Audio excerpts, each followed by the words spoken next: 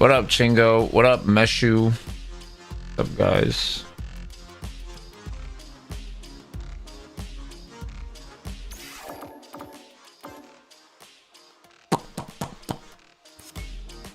Van was good, bro.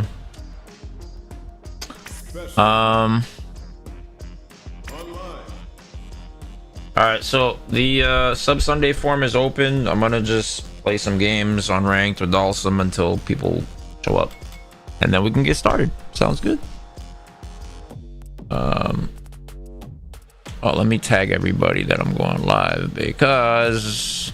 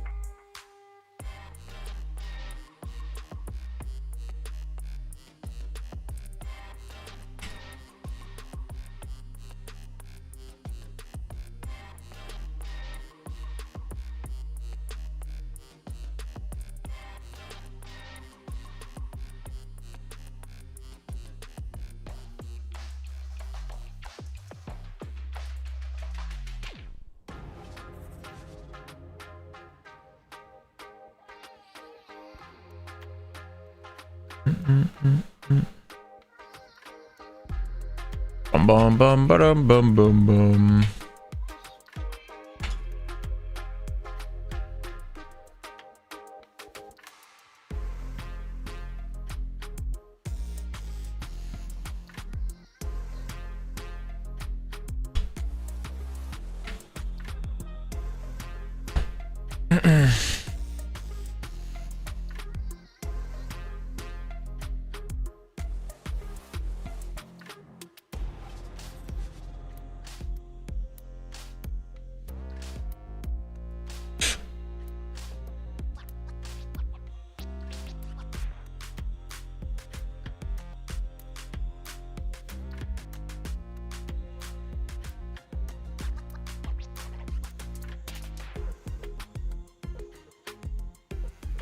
Stalin, what up, Epi? What's good? What's good?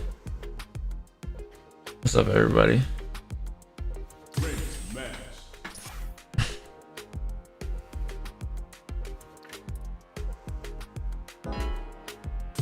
Man, got a match that fast? Fighting Master. Oh, I saw you. You commented on the Peripheral channel how it was going. Pretty cool. Ah, Sammy Max. Played this guy before. Yeah, I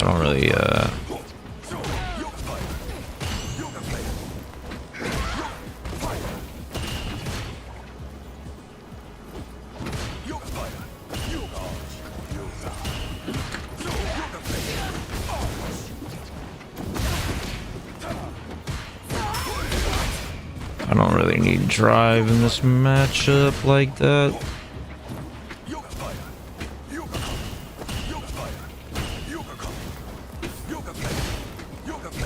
Ah.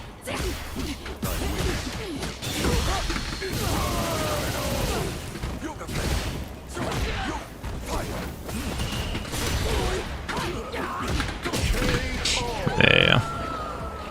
Brandon, what's good, bro? How's the family?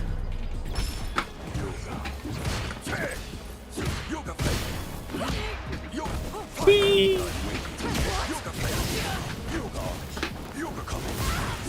Oh, that almost comboed.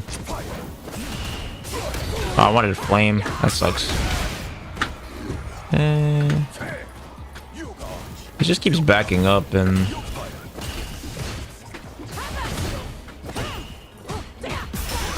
Yeah.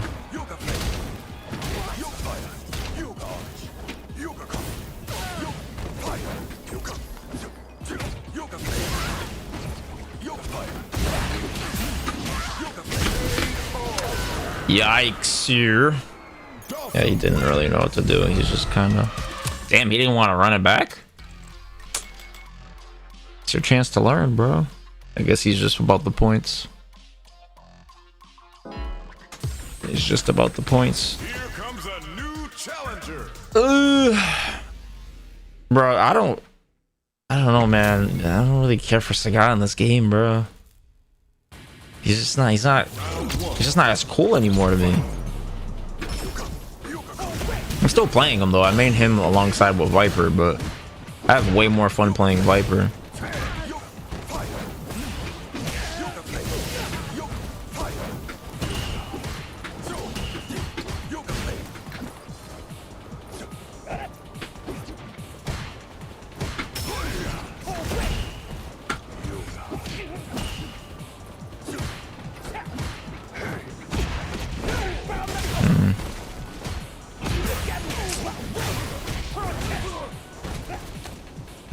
Wants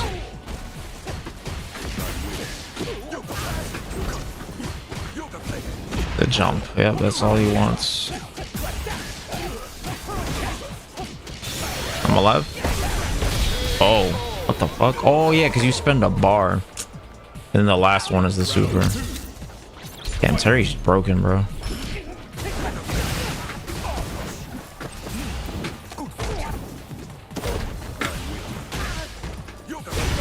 Hell yeah, I'll take that all day, brother. Yep.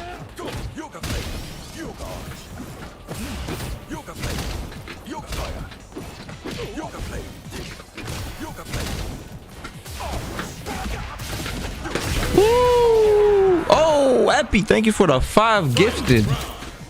Gifted and lifted. I appreciate it. Thank you so much. My game.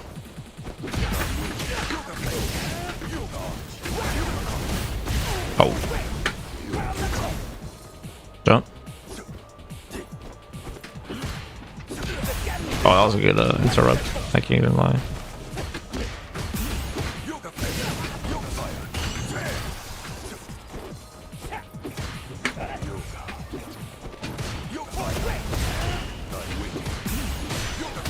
Jump. Oh man.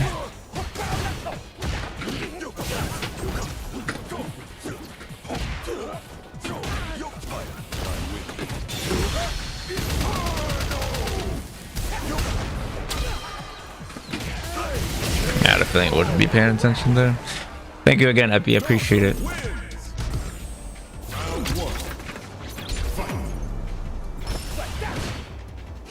Oh. Okay, you got me. I should mash there.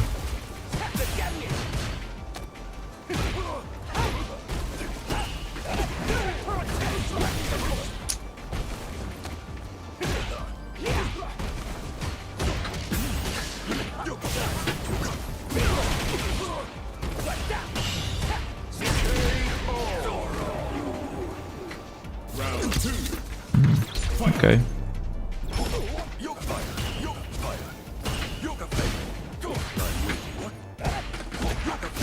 I just gotta mash more stand medium punch because he's doing a lot of...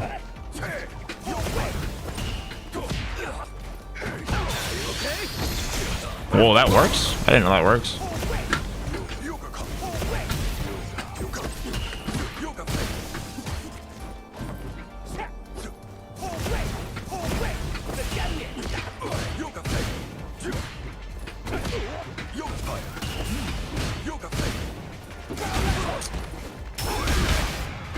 It's annoying.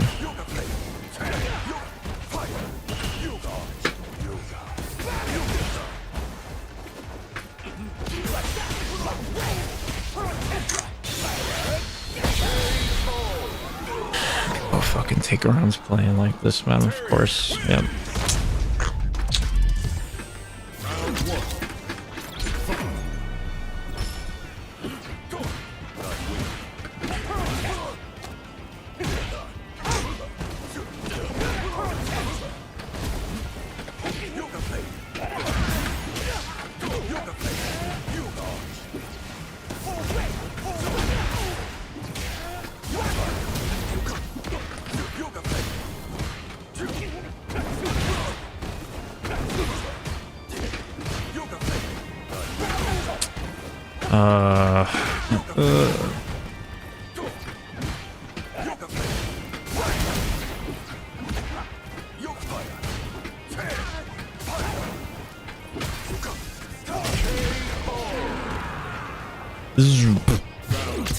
What a Valkyrie. Wait, who's your team? You talking about like from your country, or you talking about in Champions League?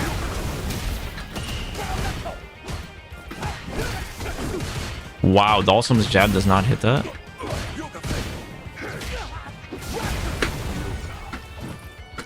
I don't know why I thought he was gonna.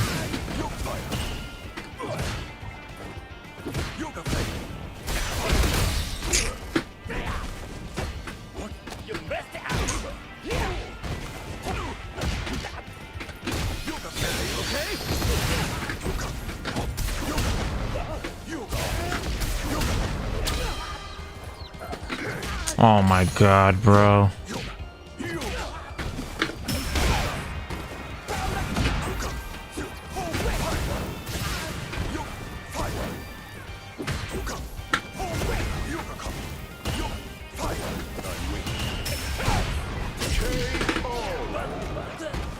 Yeah, what's up, projectile?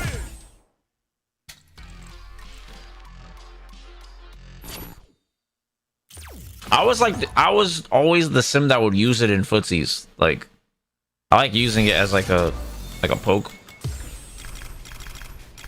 Wow, where's Dalsum?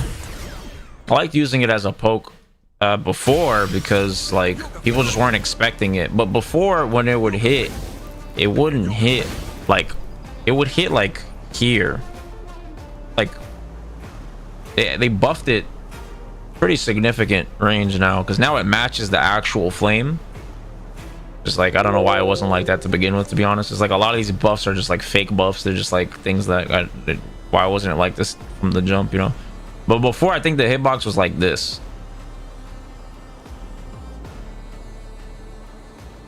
Maybe a little bit shorter, maybe like here where the dots are, but it was like somewhere between this range. And they buffed the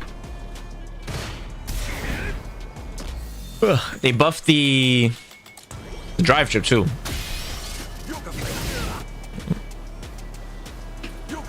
Does like a lot more. The thing that sucks though is like, did they make this faster? They didn't make this faster, did they? No, they didn't. Yeah. I wish that this was a true string though, because then this would be pretty cool for like Dalsum to have this type of pressure. But yeah. Bro, sir, what's good? Bro, I gotta buy it. It's $4, right? Where is it? Jade Empire. That shit's $4. Man, oh my god. Yeah, I gotta. That's gotta go in. You must crush them. Oh god, bro, this is the most fucking toxic. Oh my god. I honestly, I lied. I'd rather play this Sagat Mirror than play this. This shit is fucking awful, bro.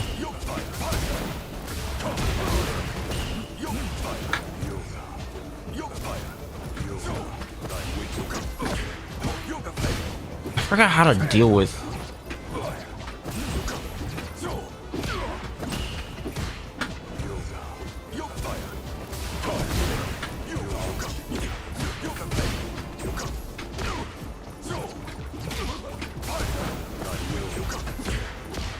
It's that, bro. It's literally that. That's the only fucking reason I just. it was always like, who's the Dawson that's gonna get above the other Dawson first? Like, oh god, bro, shit was.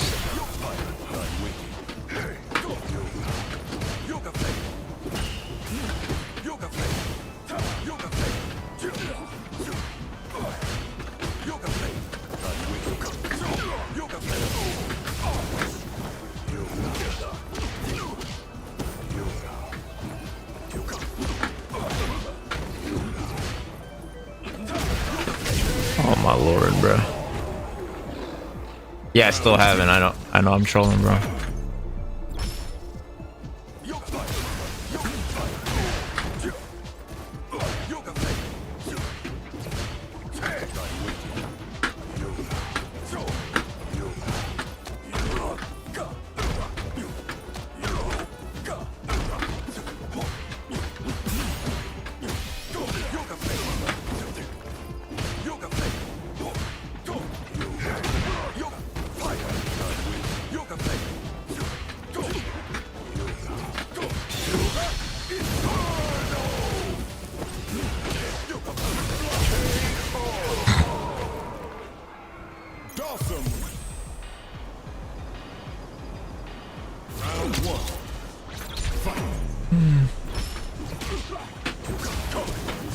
Oh, I try to anti-air that!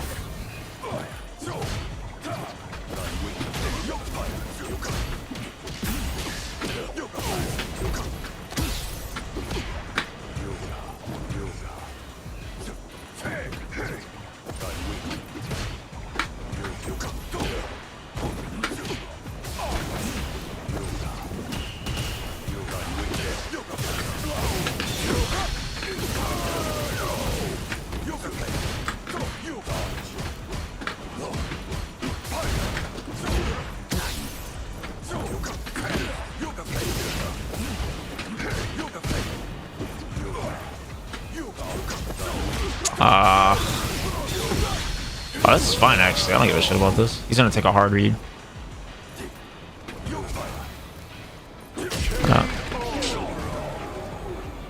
Blast, what's up, brother? The mirror, it doesn't work. That's the joke. I think it works, but it don't.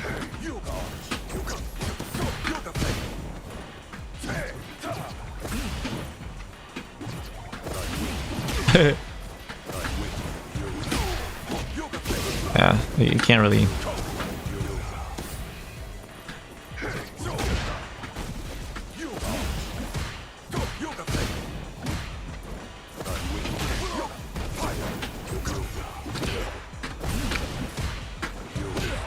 Nice.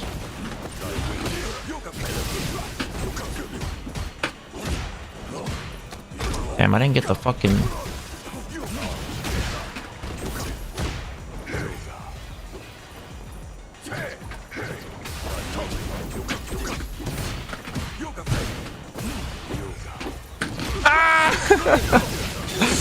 Oh my god.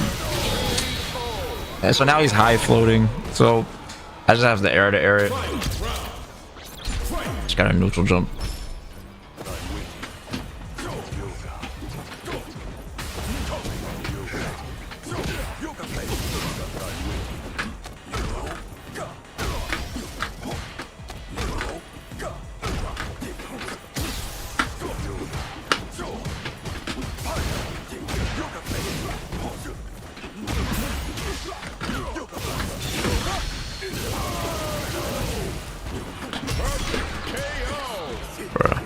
Drogba was good, bro. I'm glad you enjoyed it.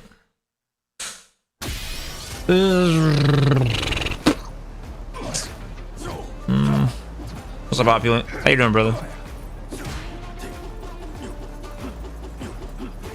Did you go to Here comes a new challenger. what's it called? Level Up this weekend? Reg, what's good, bro? Thank you for the 64 months. Oh yeah, I forgot. You're playing Dawson now. Ah. Okay, well the key is, like, honestly, you don't really have to do much. You just have to have your standard Dawson stuff down.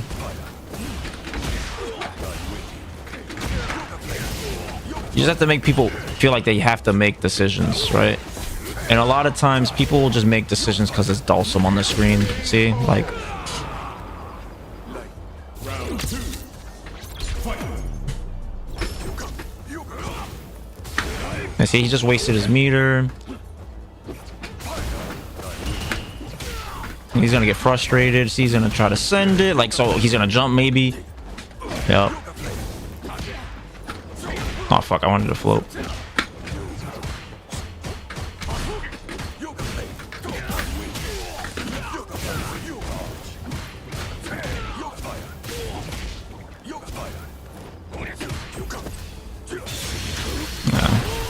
See, this is what they have to resort to. And if people are doing this, this is good because that means you're fucking him up so bad that he has no idea how, like.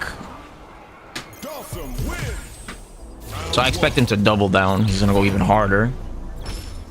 So I'm gonna just float and frustrate him.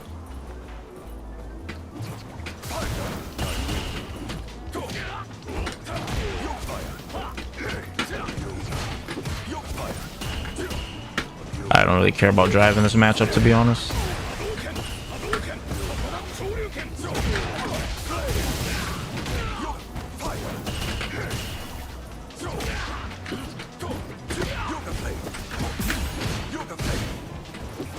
Yeah.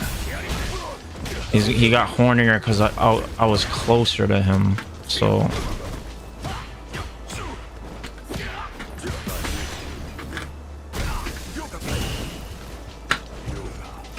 Yeah, that's the thing I gotta, if I'm gonna play him again, I'd have to like get down is like when you're closer, people are even hornier, right? So like he's gonna go even crazier for the jump.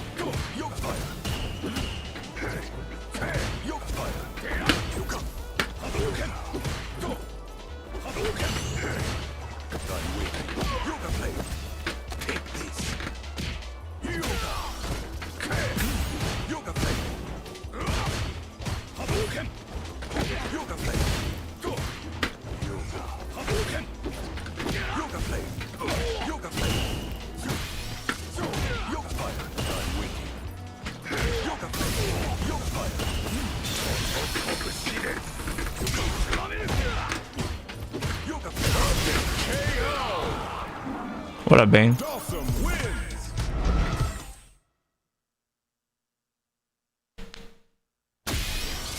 Yeah, he's pretty fun if like when things are working, but when things aren't working, he's not fun at all, dog.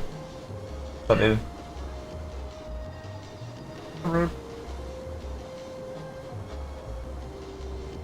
I can talk to you. Okay.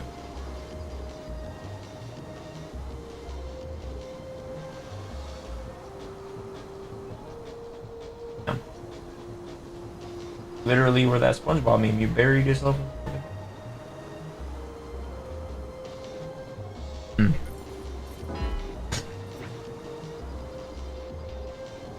What's up, Levy? How you doing? I wonder how much you can get away with crouch blocking, just not attacking. In a way, you condition people to have to throw you over and over again. What's up, Rockman? How you doing, bro? Guys, the forum is open. You guys can fill it out. And we can start soon. Oh, we got 6 people already. I can just start now. Let me just talk to my lady.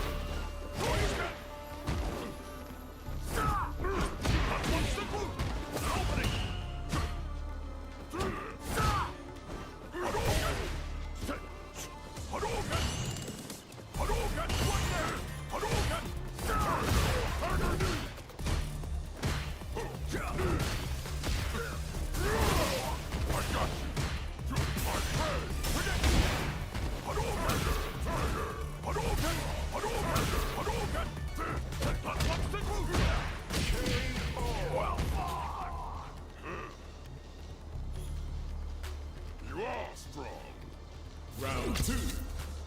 Fight.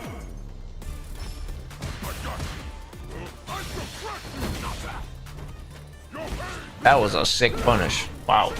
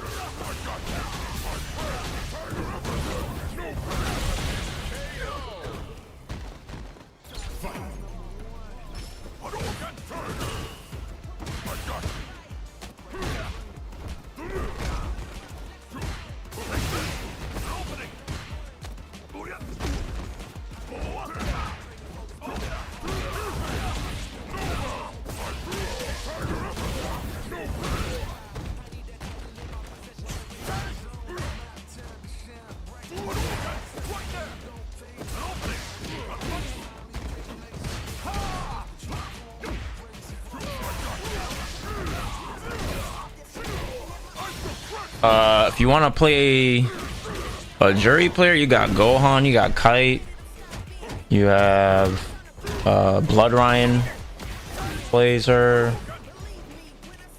Who else plays jury?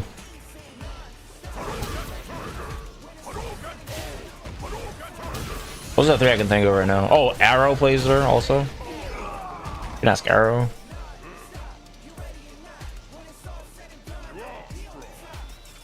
They're all subs. Ugh.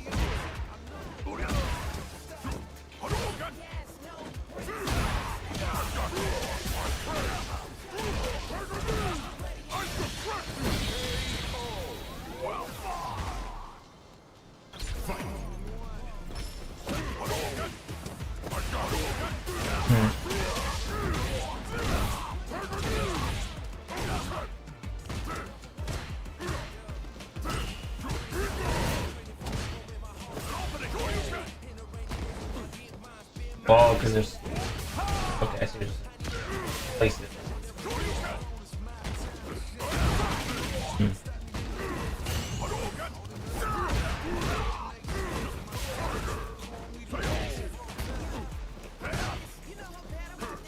Okay, I got you. Oh, Blast also plays. Oh, he's playing Elena now, but he can also play Jury too. He's been playing.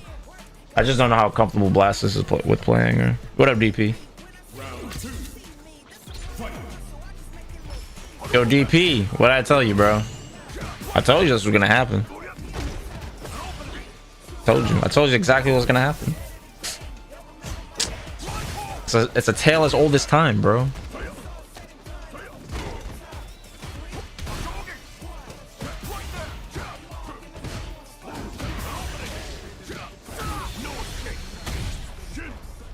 Ryu.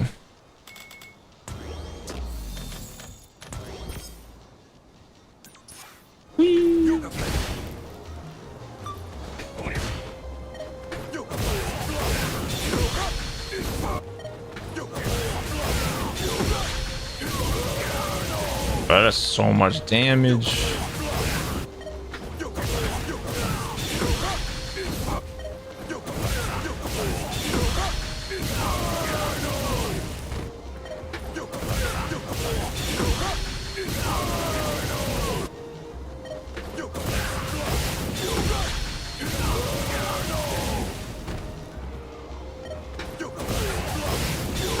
Even if I don't, even if I get this, this is still pretty good.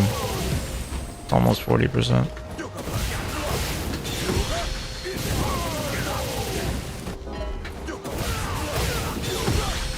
Here comes a new challenger. What up, Parade?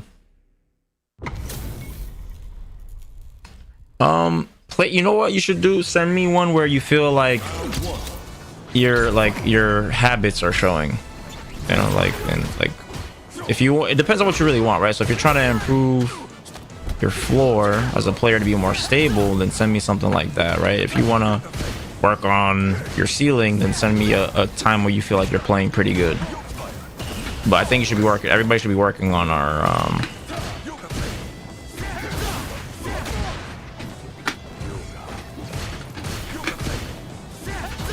Ah, fuck.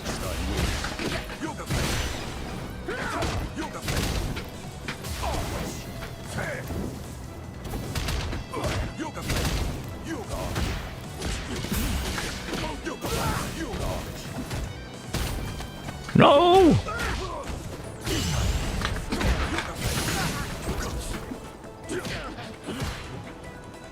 Fireball?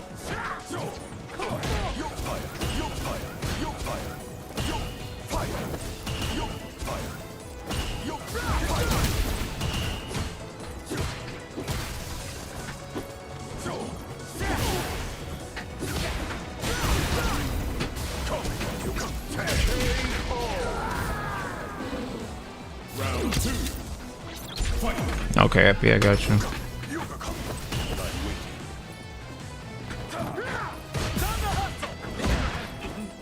Oh, that was a nice backdash.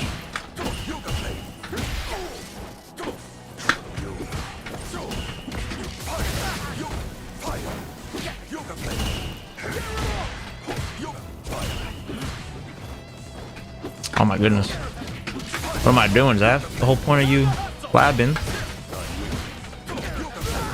was what?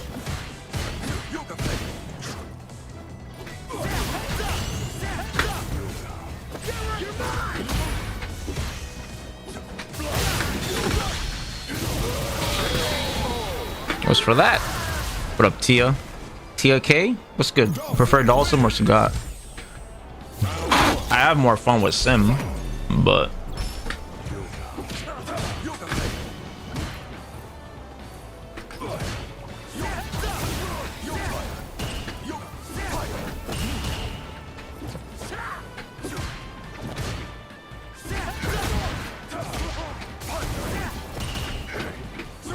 oh.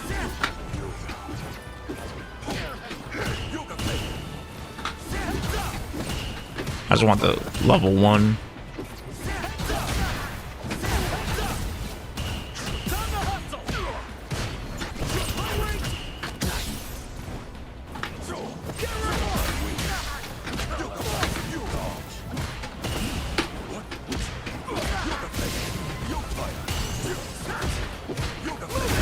Oh, I'll take that.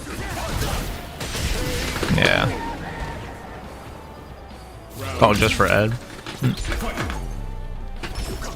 Japan thinks that Sim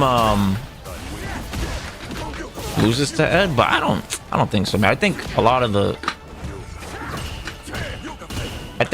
the traditional ways of trying to fight Ed work.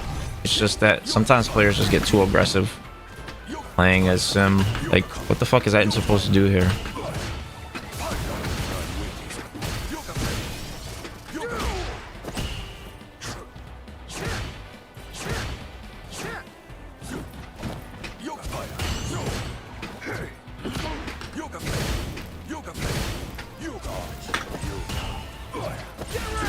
That was my fault. I know better than to try to check drive rush with crouch strong.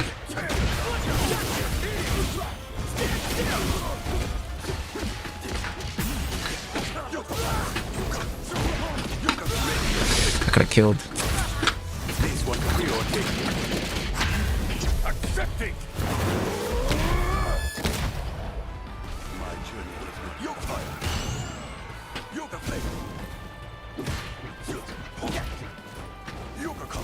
But now I just chill and just bait the drive.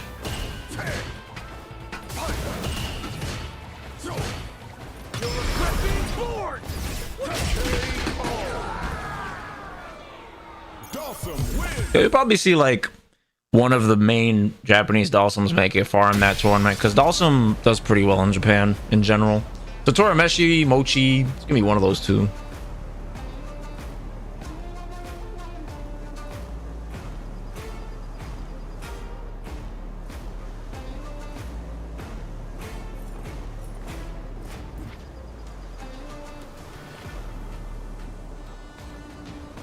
Now, they knew she was powerful. It's just that Ed was like... Ed is just insane. You know? She's just easier to use. She was more forceful for sure, like, in that stint when she was just running rampant, but... Yeah, and their Ed players are just probably like terrorizing the scene. You got Momochi, Fudo, Sahara, like, bro, that right there is insane. You know, Lashard, yeah, I didn't even say Lashard, bro, like, what? Here comes a new challenger. Oh my god, not Doc again.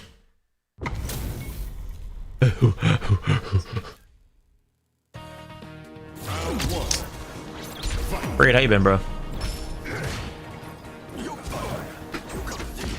Oh, nice.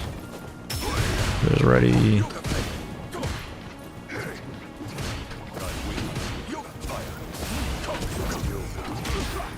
I didn't have to jab.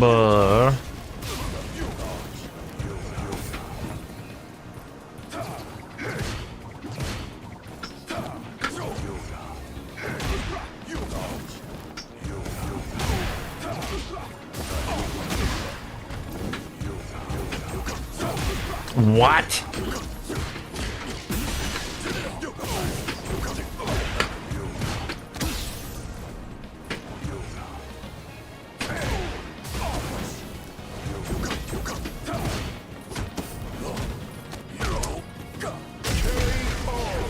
Bruh. What up, Cal? What's up, Fudo?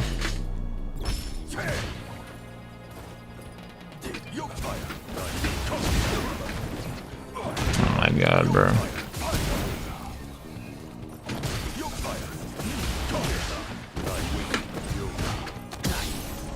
Bro, he just keeps delay teching.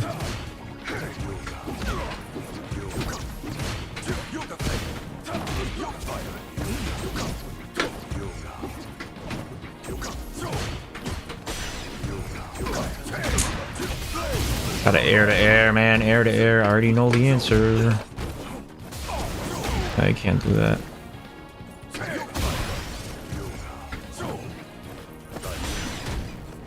Just off a burn off of that?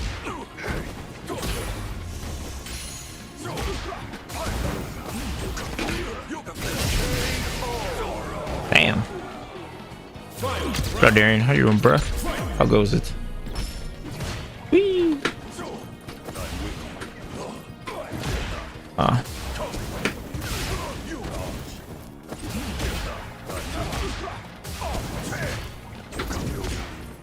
Ah.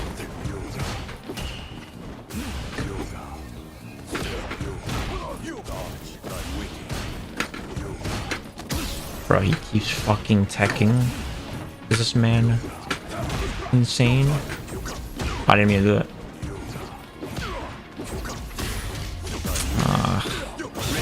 That's the fucking wrong button, man. So I don't like having extra buttons on my stick. But you have to for this game. You have to do it.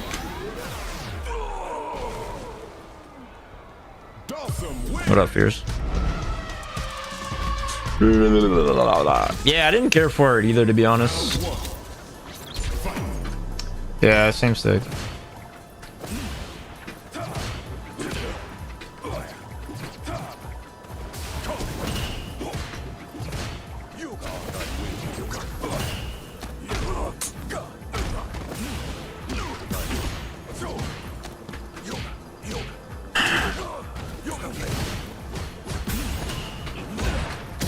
Every fucking time, bro. Every time.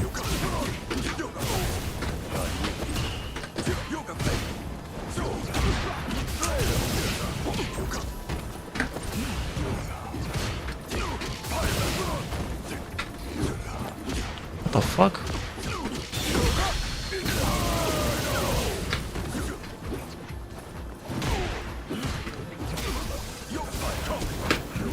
Oh my god, it's supposed to be teleport, man.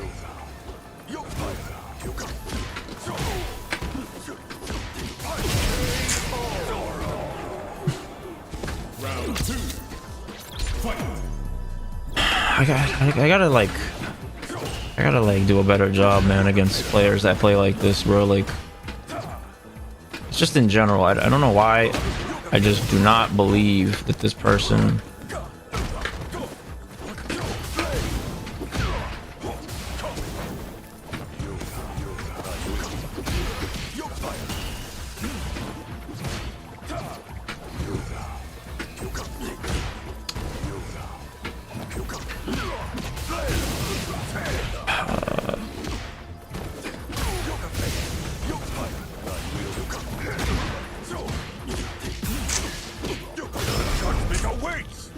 Same fucking responses in the same situations. I don't know why I keep thinking he's gonna change, man. He's not fucking changing.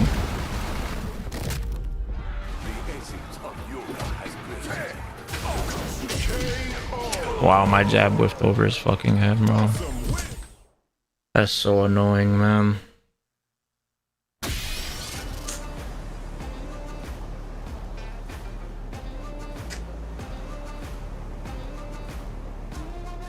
All I have to do to shit on him is literally just air to air him, bro, because he doesn't know what the fuck to do in neutral. He just jumps at me and teleports late, and I keep whiffing my anti-air because I'm just not doing the right anti-air. That's literally all I have to do is just air to air him, and he will not beat me in that match. He won't beat me. He won't. He won't fucking beat me.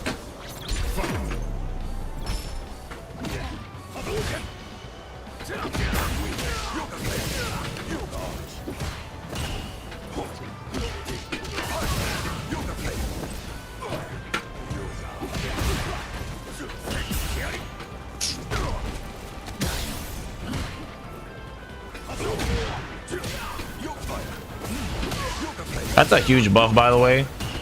They changed the frame advantage of his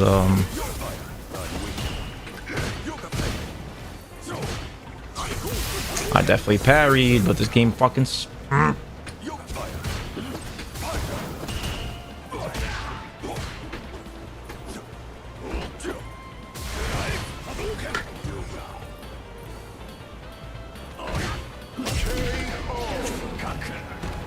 try to do something after that.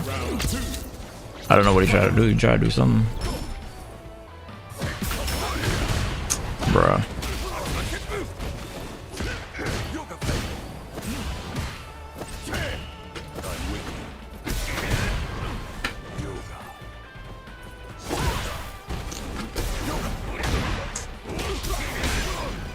It doesn't really matter to Dawson, to be honest.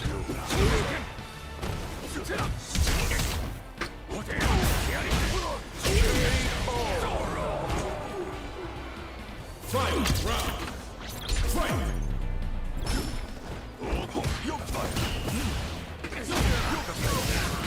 What the hell happened to my headphones?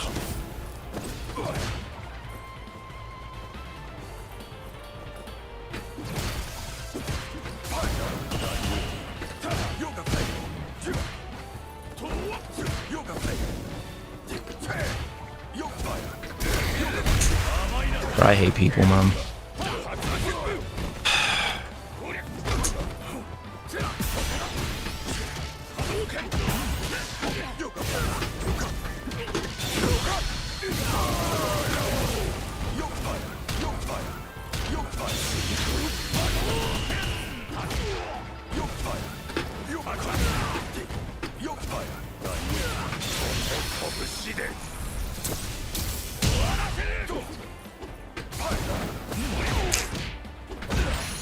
Oh my fucking god, man.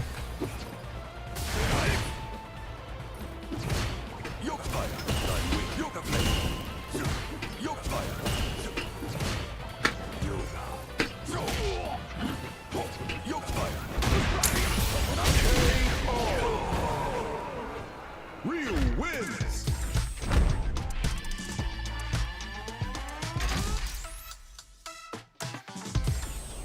Round one. Fight.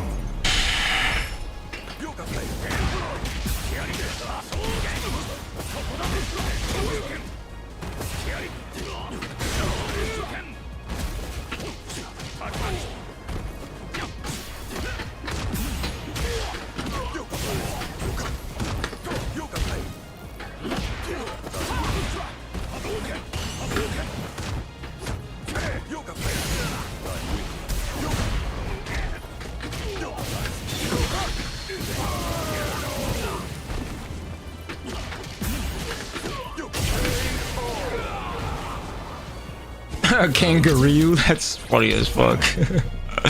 Kangaroo?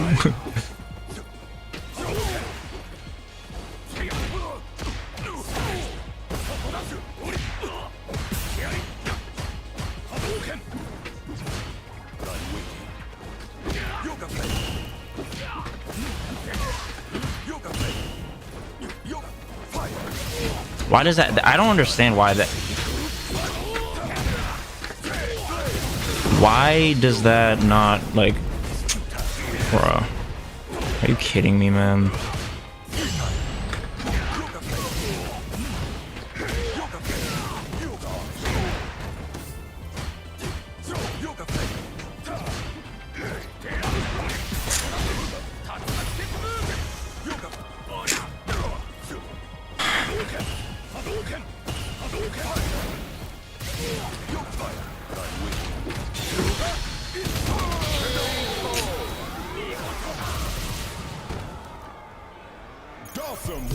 I'll tell you how, because this game trying to rob me.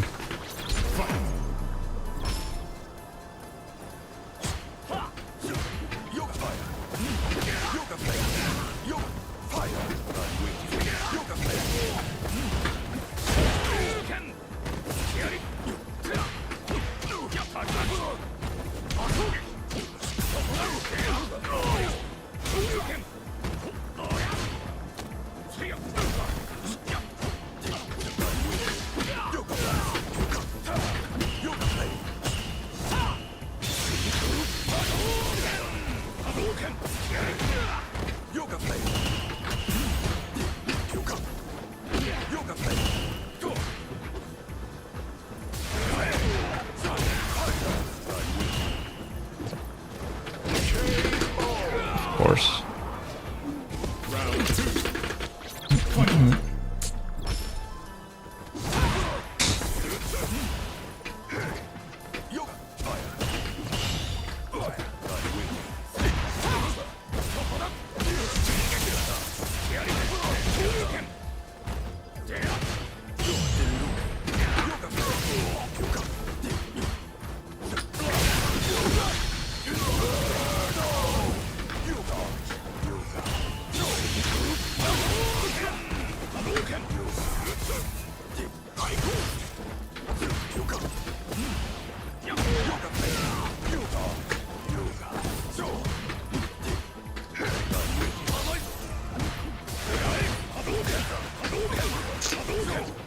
What?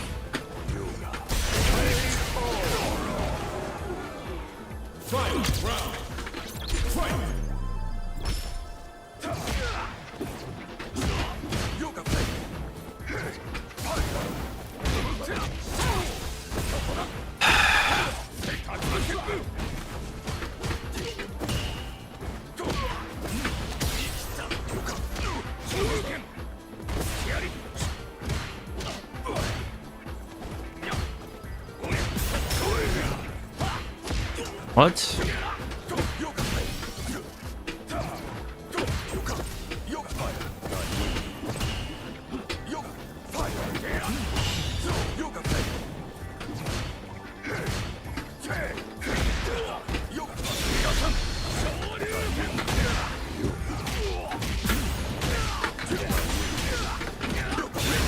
Bruh. These what preordained. Accepting.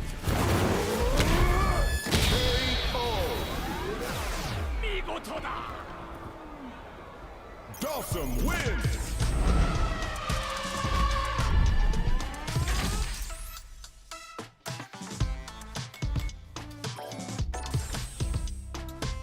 I'm gonna have to rewatch that because I don't believe that that was a decision he made. Round one. Fight. Final round. Fight. Go. Yoga fake.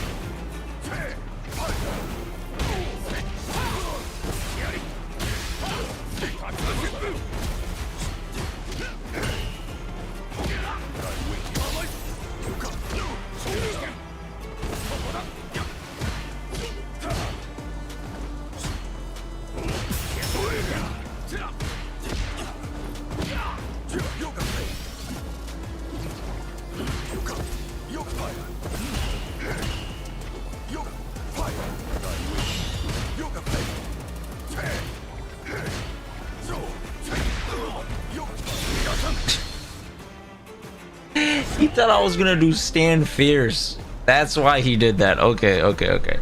It's not as dumb. It's not as dumb as it seems. Never mind. Never mind. Because the startup of Fireball looks like stand fierce. What the fuck? Why are you so close to my face like that? What the bro? Whoa.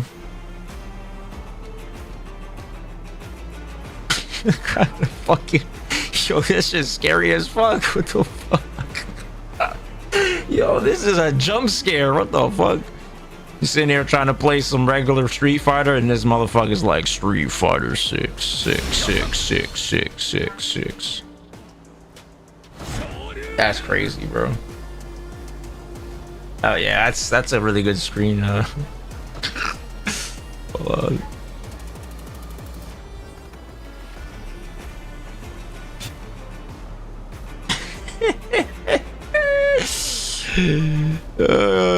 Bro, somebody screenshot that and put that in the Discord, because I can't do this because it does that, which is so stupid.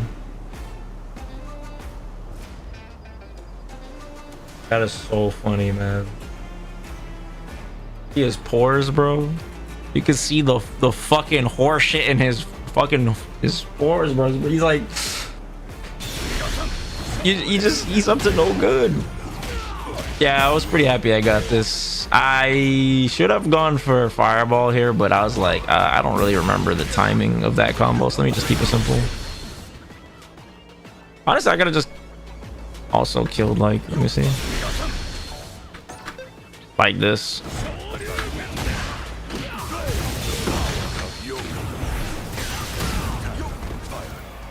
Yeah.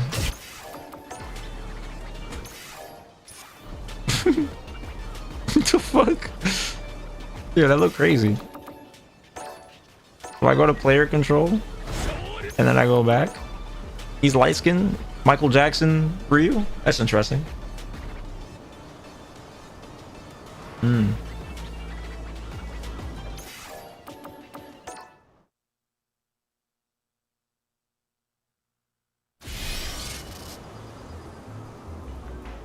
I'm not trying to be cringe, but it seems like people just like seeing something happen visually on the screen. Nah, it's like you know what it is? It's like if you know a crackhead gets that first hit of crack and they chase the dragon ever since, right? So when people rob you or they get that hit and they do the throw loops, they're like, yo, I gotta get it one more time, man, and then it works sometimes. It's literally a fix. It's like, why not do it? It's worked before. That's kind of like the attitude, to be honest.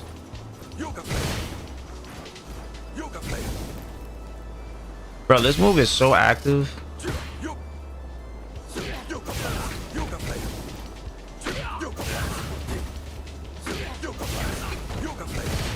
How active that is.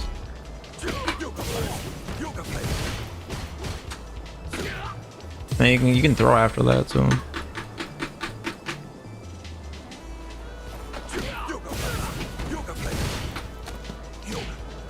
Should always be going for this, by the way. Crouching throw, it has the best Oki. This shit is insane.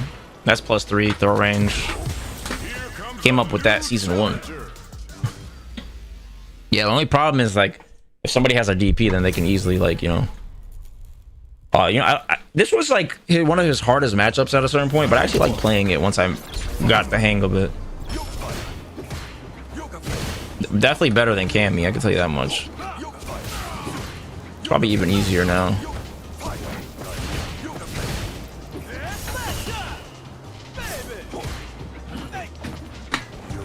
Dry rush.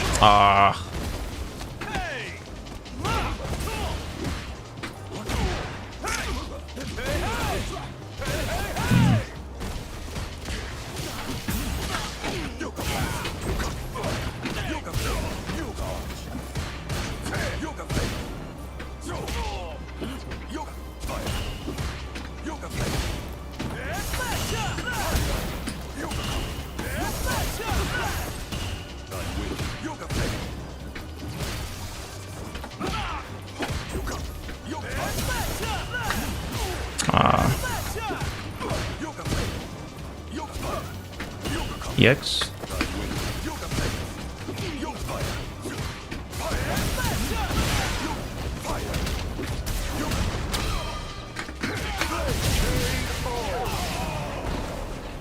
I could have killed off that conversion. Especially with my health so low, I shouldn't play with my food, you know what I'm saying? Oh. Nash.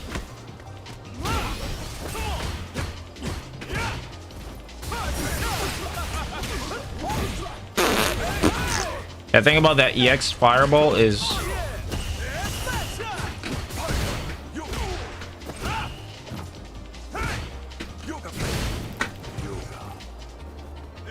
you have to sweep it.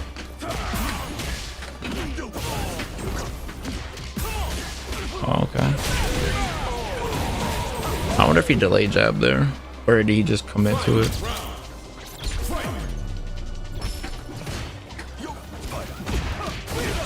Ah, the classic dash up jump.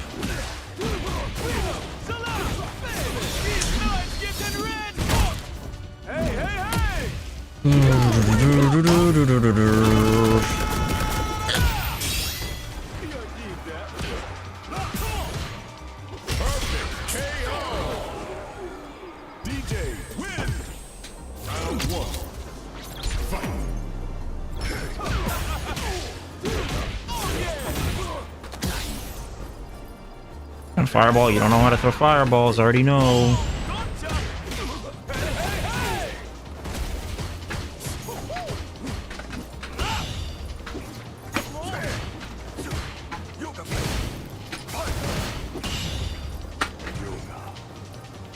Don't do it.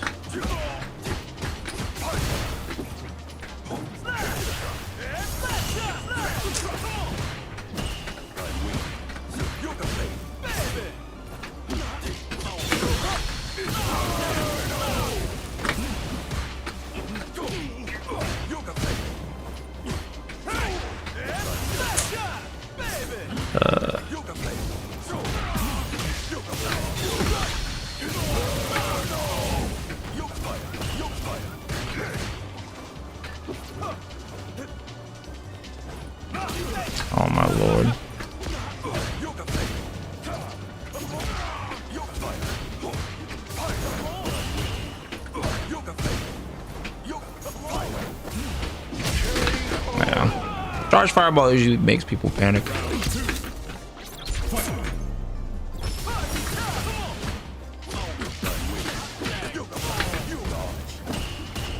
Yeah, I don't really. No.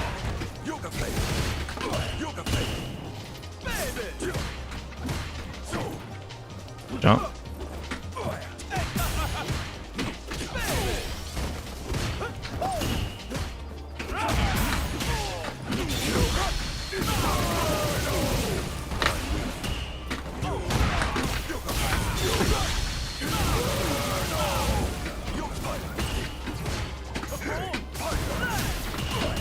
What?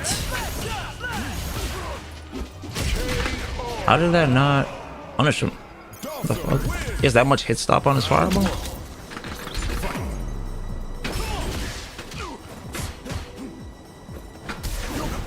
That sucks. I backdashed. Okay. Alright, man.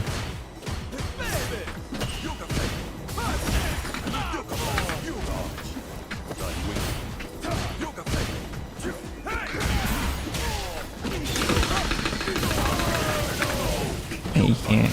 Yeah, he has to take the hit. Yep.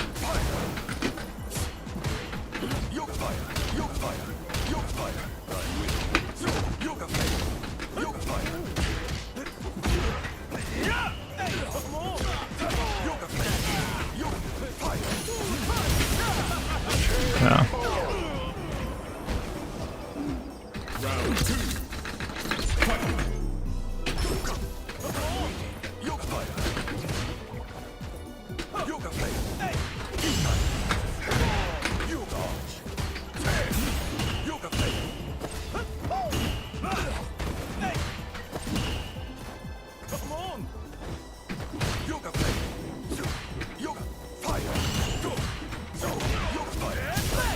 Bruh.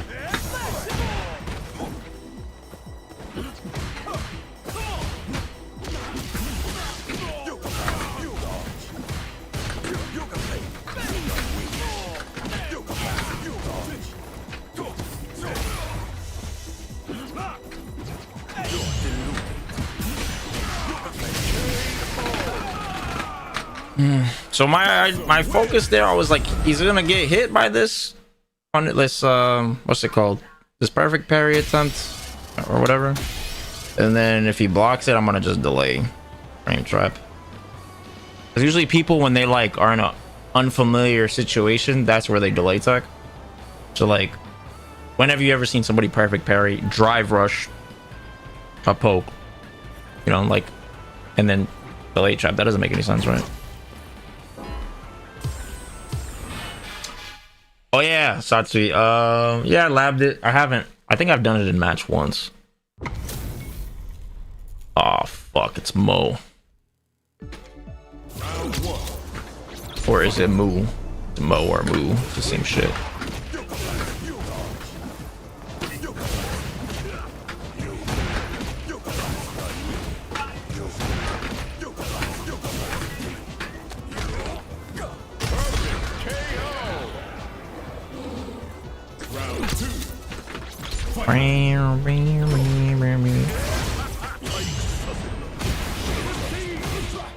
He doesn't have to do that. I don't know why he does that.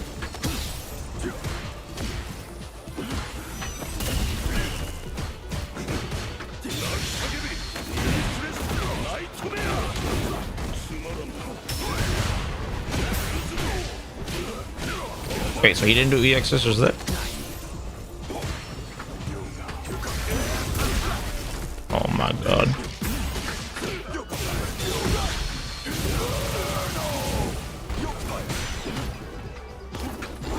Yeah.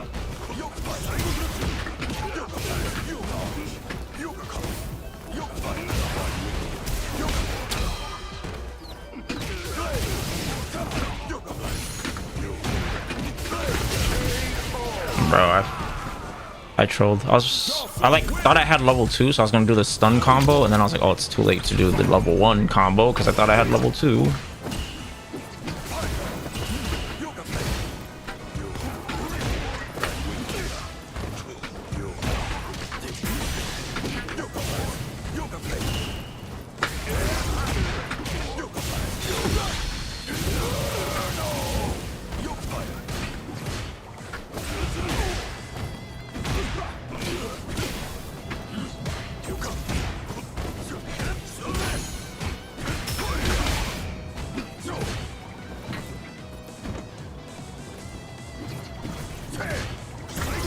Oh my goodness, that hit me?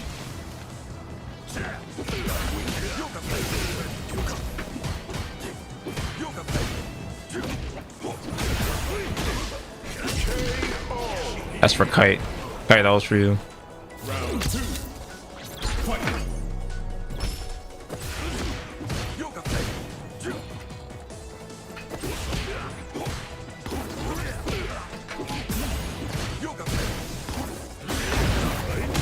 Blast. Blast, blast, blast, blast.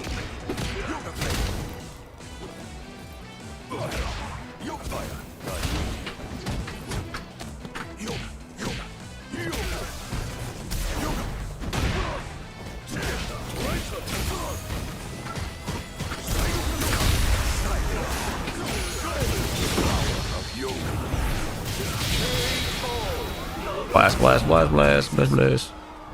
Dawson wins. No, I just got it like later on in the combat. I meant to do like the starter, like this one. This one right here.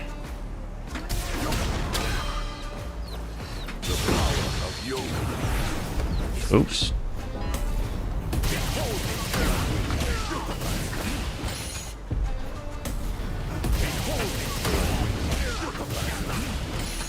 Oh, I have to change it to this.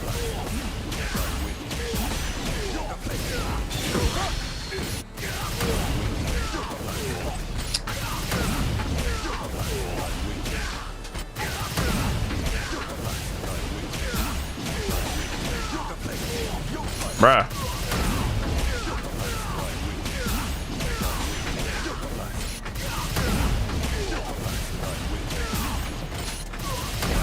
I forgot which order it is.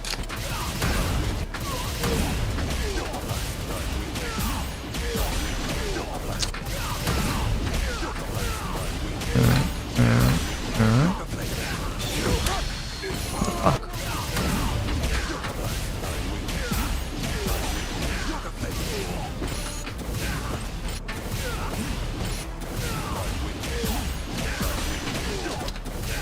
Bruh.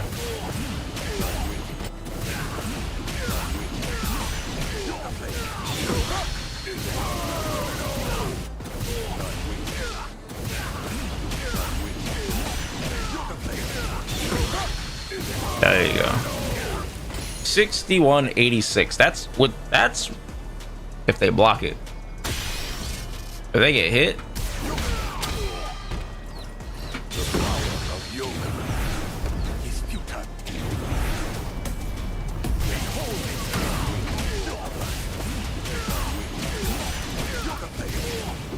Bruh.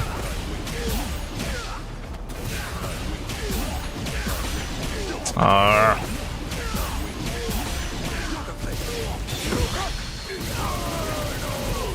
6786. It's pretty nutty, right? It's pretty crazy. Pretty crazy. I'm not gonna lie. Yeah, I mean, if Dawson stuns you, you fucking deserve it, right? Especially if you like. I'm not gonna lie, like you definitely deserve that shit.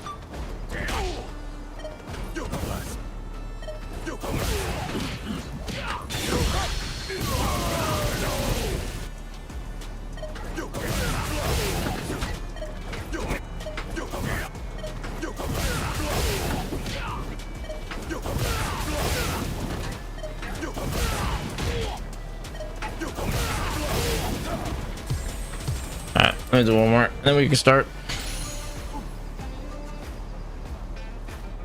Yeah, especially if it's blocked, right? But level 2 just does so much damage. Let me see, like. What up, Darian?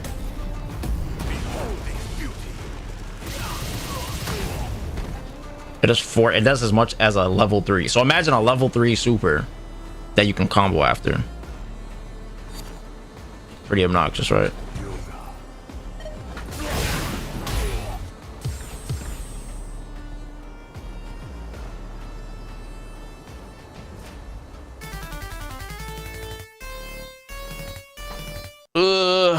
But yeah, it's pretty nutty.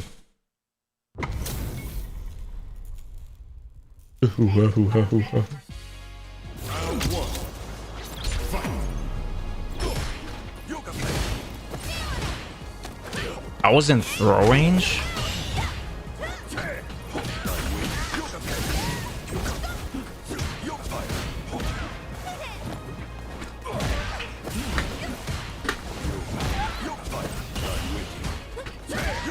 Oh, okay, you're a mashing type, eh?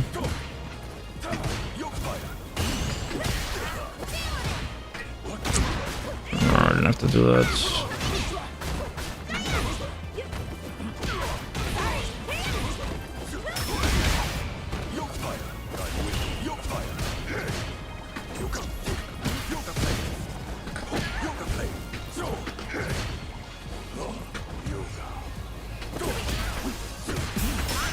Oh, hell yeah.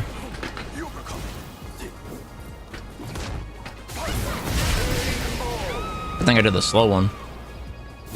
What up, Lucky? Damn, I think he jumped.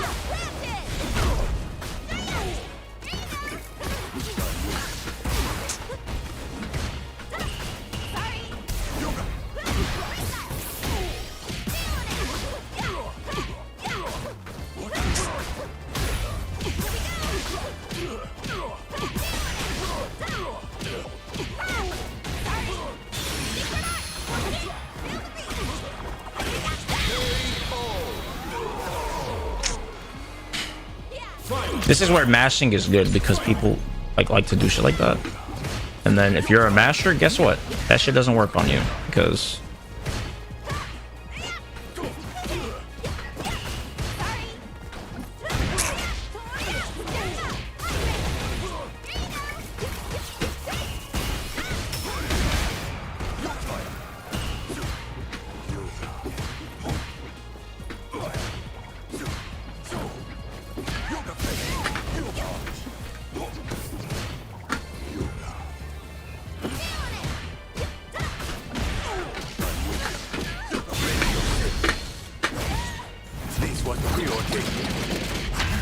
Accepting.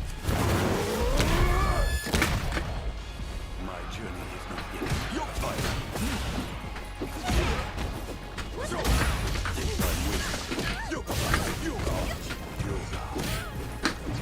bruh. That's the button you're supposed to press when you're in float and somebody drive rushes. I just keep forgetting to do it.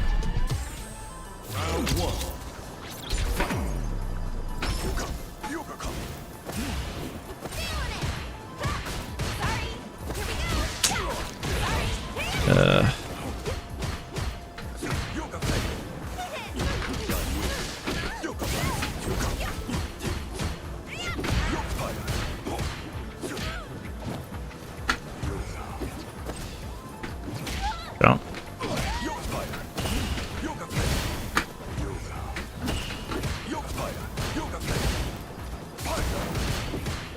Here comes the last show. Oh.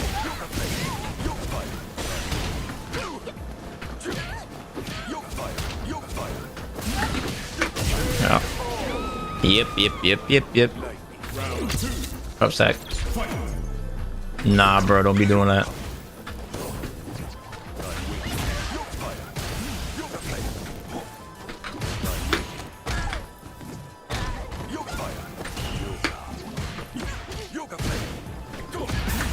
Ah, fuck, I did the wrong.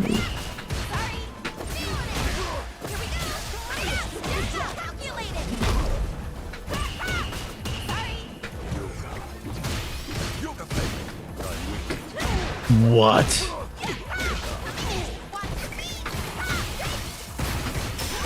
Yeah, you're supposed to drive reversal that second hit.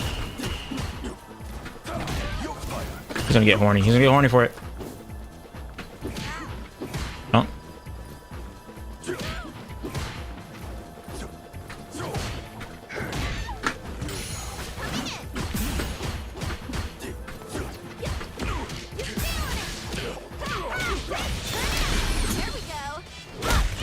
All right, let's get Ryan.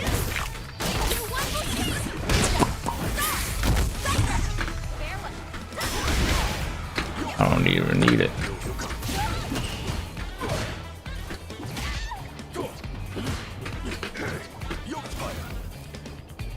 Teleport. Oh. I guess not. He didn't want to do it. Okay. Let us commence.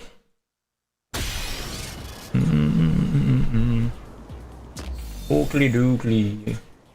Howdy everybody. If you're tuning in for the first time, welcome to the Sub Sunday extravaganza with yours truly, Zaferino, and the old faithful of the Fighter Academy. So, on Sundays, this is basically the day where we dive into improving directly with me. Okay. Alright, so we got Chingo for Sub Wars.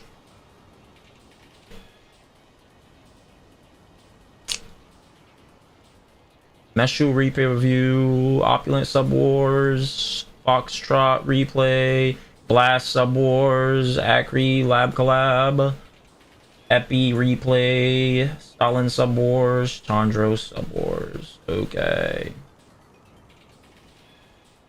Alright, let us begin, eh? Let's start off with the replays. Alright, Ryan, good shit, man.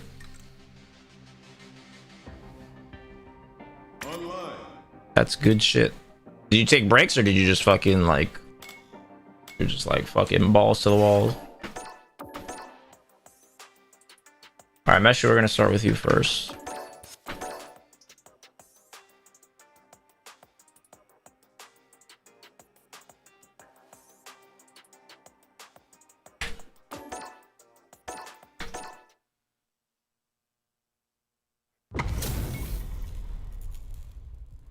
Is that the Bangladesh flag?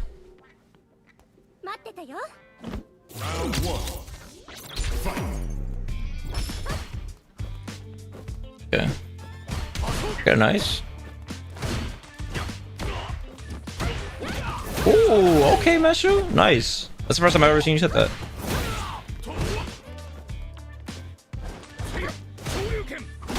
Nice. Optimal.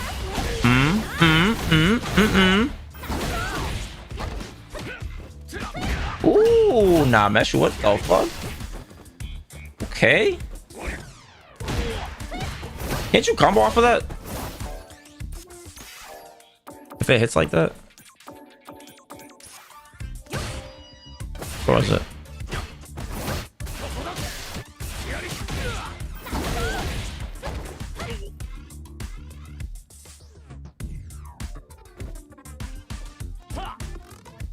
Wait, so what did you hit here?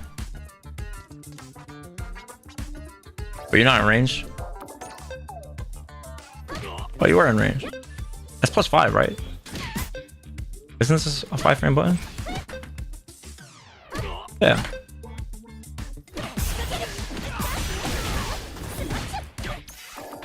Okay, so you could have converted that.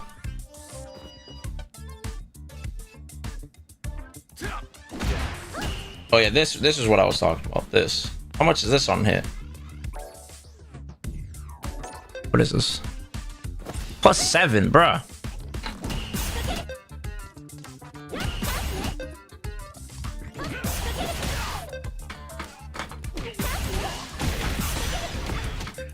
I don't know what the max combo is, but you can at least get this, and then you can kill. I don't know what would.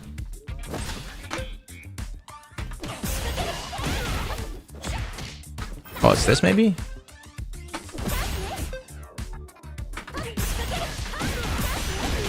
Oh my gosh, I keep fucking doing.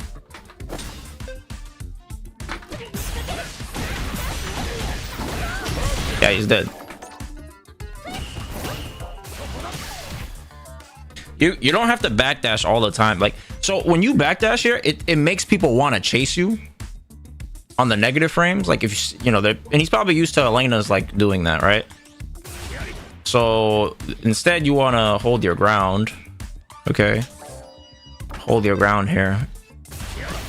Okay. And you can check it with a light.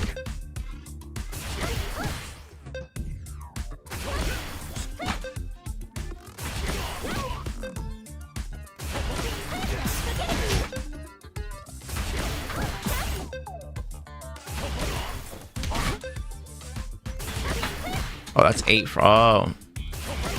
So that's, okay.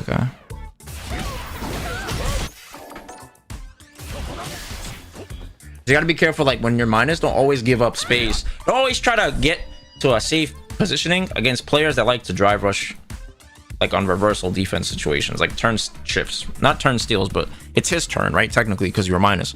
So when you are playing against people that like to take their turn back with drive rush, you can't really use backdash there. You know, you can backdash to try to like gauge and entice somebody to chase you. But if somebody's demonstrating, see, like this type of behavior, you don't really want to do that.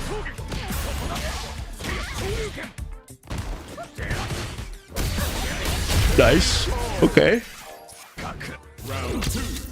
You're playing. That first round was like definitely some of the best I've ever seen you play. You had so many skills that you incorporated. So like, I don't care if you lost a set. Who gives a shit? Like, whatever. Like, yeah, we obviously want to win. Of course, me too. I would love to never lose. I fucking hate losing, but I have to lose. I have to. Like, I can't fucking pretend I'm gonna win every single time while I'm practicing, you know? If you're practicing, there's a reason you're practicing. You're trying to improve. You're trying to win or you're trying to improve, you know? Yeah, okay, who cares? Like, okay, I've lost dozens of sets to players before. Like, it happens, bro. It's okay.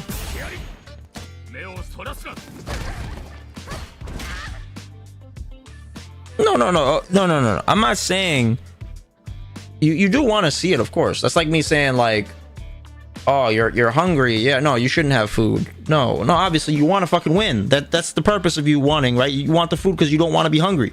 You want to win because you don't want to fucking lose, right? I get it. But you have to understand, in the short term, you have to figure out another way of feeling your progress besides winning and losing. Because we both know, everybody in here knows, there are people in ranked that can win matches, but they are not getting anywhere. They're not going anywhere. They're gonna just win their here and there matches. That shit doesn't mean anything. So you already know that is a thing. So you have to define that within yourself. So what type of victory is worth it? You know what I'm saying? It's something that compounds. All of this is compounding. Like these losses, again, it doesn't feel great, which I get, but these results don't matter in the long term. They only matter in the short term because you can feel them. You know what I'm saying? Perfect example. Your wins that have happened a month ago, you don't give a fuck about them, right? It was a month ago. You don't give a shit about them. So it's not about wins. We're lying to ourselves. It's not about wins because the wins don't satiate us enough. We don't feel satisfied. So it's not the wins. So the losses, we just give more weight to it. You know?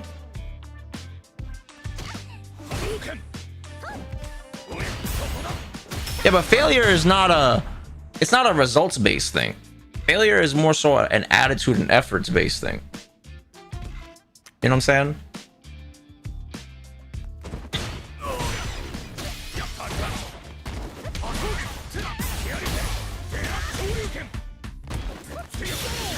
That doesn't work. You have to level 2. Remember, her level 1's not invincible.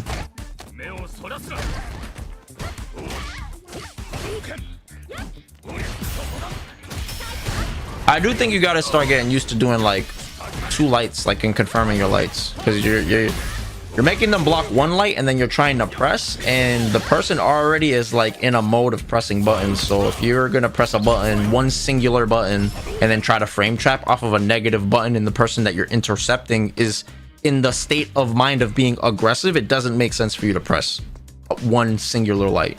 You know what I'm saying? You should try to catch them with the plus button, or you chain your light, so that way when they block and try to go retaliate, they get counter hit, you know? That's why defensive like 2 lights into DRC is really good if you have the meter for it, because when you intercept or interrupt somebody's attempts at offense, they get startled and then they might want to recapture. You see what I'm saying? They're like, ah, and then they get fucking annoyed because you just intercepted them, and then maybe they lash out, you know? Bro, thank you for the Twitch Prime, bro. I appreciate you. Welcome. Let me check my YouTubers. Make sure my YouTube gang is good. Sanity was good. Yeah, you're good. Submit it. You're good. Oh, you were playing him yesterday, Stack?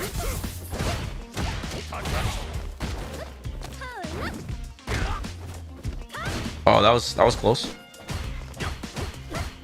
Okay, so what I want you to work on, Meshu, here's a little exercise, right? So this is gonna help you with not like this right here, so this doesn't happen. So you know you missed the whiff punish, right? And you're like, oh fuck, I missed the whiff punish, which is like, okay, it's not a big deal. Okay, but you see how he walked up and you thought he was about to, you know, walk up and start pressuring you. Set the CPU to do 2 recordings from the corner. Walk up button, walk up throw, and just use a light to check the movement like this. Okay, and then air to air.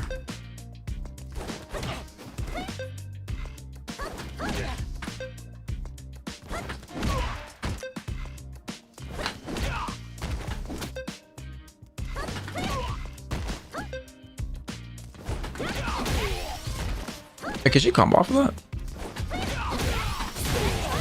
Wow, that's sick. What the fuck?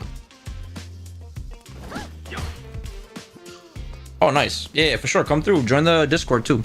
We had a lobby last night. I try having them on Saturdays as long as I'm not like traveling. So come through. We do Discord chat, chill. Yeah, it's way more valuable than doing like a crosscut. Crosscuts are like, I think they're overrated in this game.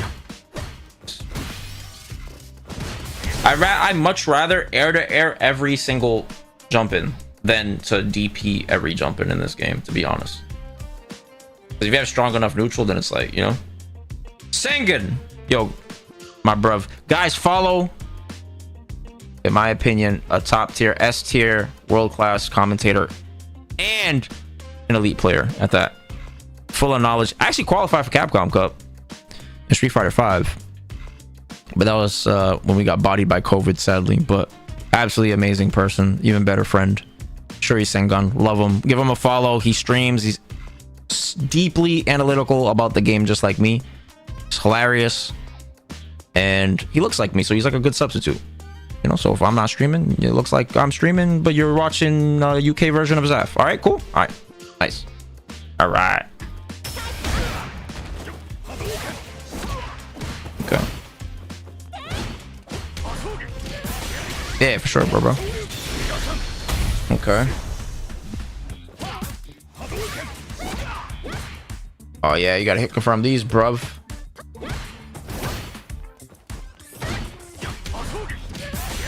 Oh yeah, this is that habit I told you about before. Like when you start backing up.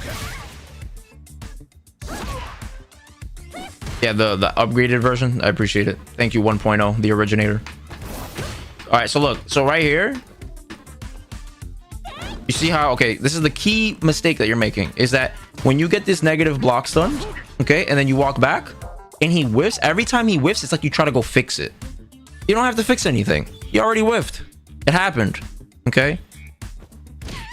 So like, this is what happened. He's panicking because he made a mistake. So what you have to realize is if you're not ready to capitalize on a mistake, they're going to make another mistake because they panicked that they made a mistake. So think of it like, oh, it's like a combo. Like, oh, the first mistake happened. I wasn't ready. You should be ready, of course. But if you're not always going to be. There's probably like going to be a secondary opportunity that's going to present itself right here. And it was this. So if you, after this, you just crouch. You see what I'm saying? And then you would have got a whiff punish. Yeah, see, that's exactly, you see what I'm saying, Akri? So that, like, people do that. So everybody's form of panicking is different. So some people, they jump. Some people, they drive rush. Some players, they send up buttons. Some people, they sweep. Some people, they dash when they panic, right? Because they just want to startle you because you startled them, right?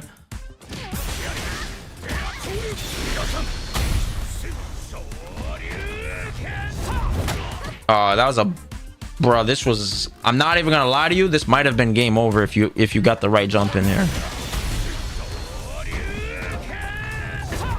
This was a good jump. Yeah, yo, I think he's, I'm not even gonna lie to you, I think he is dead.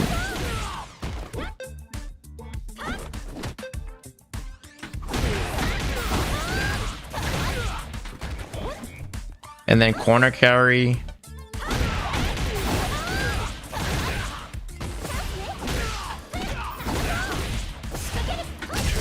And then the ice stun, whatever. I don't play the character, but like, you definitely go for Yeah, something like that. Get corner, massive corner carry, and then like get some good damage on top of it. Try to conserve some meter. At least have like 2 bars, so that you can get like a drive rush into a button into DI, and then you can get your like jump in combo into CA, and he's dead. All right, so go lab that situation when you have a second. Like, just I know like the CPU's, you know, gonna get hit or whatever, but because the match will end before it actually gets to that point. But I just want you to practice like the sequence of the land of the jump in into the Oki into the push for DI stun boom. Okay, because he had no super, so he was cooked. All right, next to all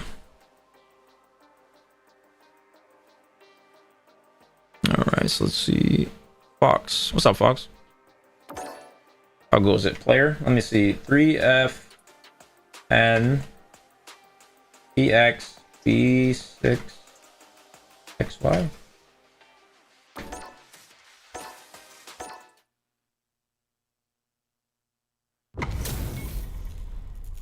Rick Roop. Here's to a fair fight. Yeah, Ryan. Sub Wars is already filled, but if you want to do something else, then yeah. I should be done with all these by midnight.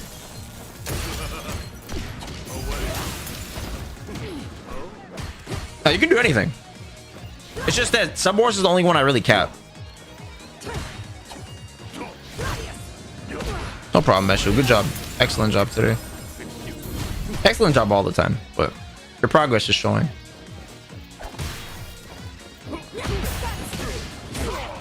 Like, you're still gonna lose. It's gonna happen. Like, you see me, I even lose when I know something is gonna happen. Like, it's gonna happen, bro. You just have to keep training and drilling, and you know. Oh wow, what a check. I didn't even get check like that. Oh, I like it. Okay. Oh no.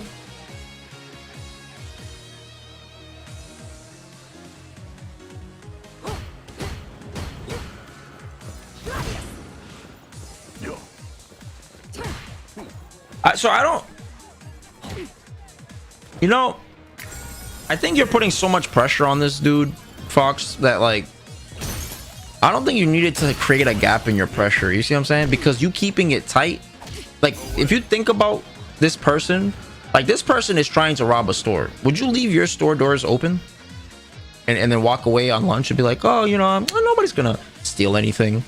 And then you see this motherfucker coming in with his hoodie over his head, and you're just gonna walk out and just leave the store. That's basically what you're doing. You're like, oh, you know, like, yeah, you're very suspicious based off of the behavior you're showing me because you're getting hit, right?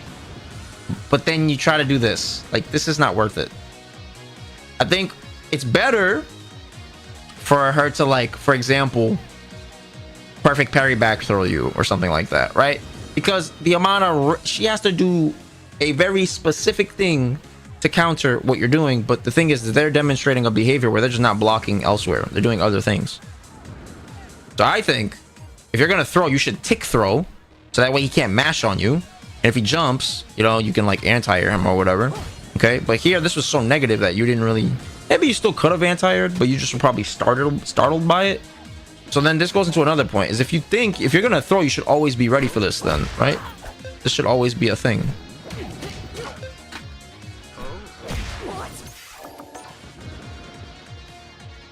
Yeah, it's because I put it up. I tagged it.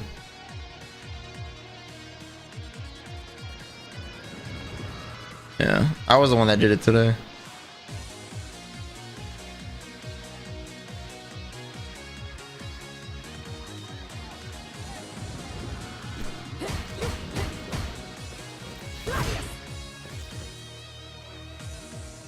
Oh, it'll probably start in like an hour or some change, bro. I mean, you could go watch and probably come back and it'll still be good. I'll just leave you in there, and then like when it starts, if you're not there, it's like totally fine. It's not a big deal. I'd rather you keep your spot, and then if you come back, you know.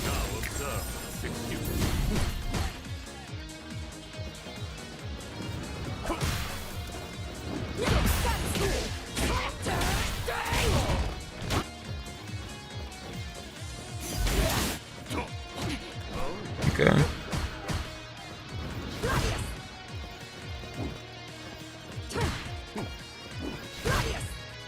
Something I think that's pretty good too is like what everybody should get down is perfect parrying lights. Because most people always chain two lights. And then he's right back in the situation, okay?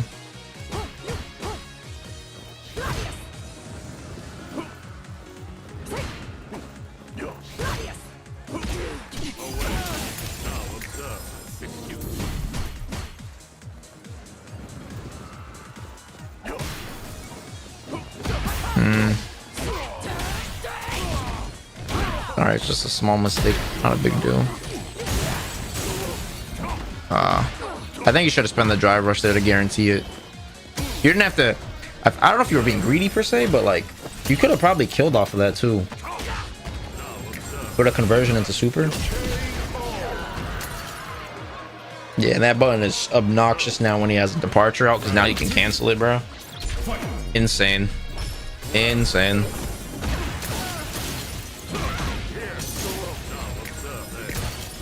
I think you should spin the meter. I think, right? I think so. Right here. You have all this meter.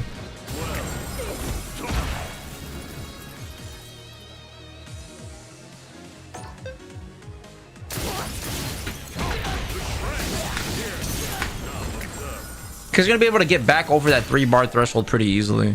I think you should spin the meter there. Especially because, like, you're playing JP. You're so far to Marissa. She's gonna have a hard time getting in anyways.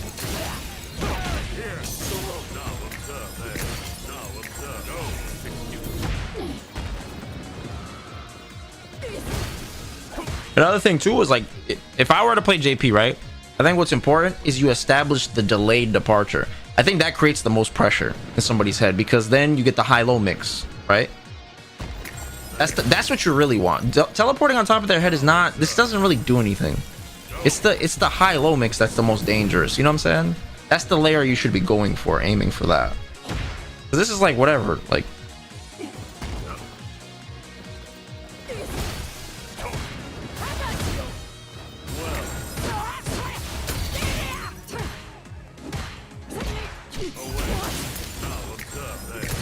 But remember when JP could do jab into level 2? That shit was crazy, bro.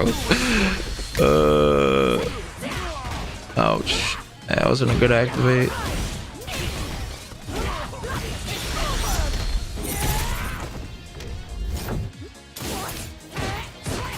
If you wanted to activate, she gave you a lot of chances to activate.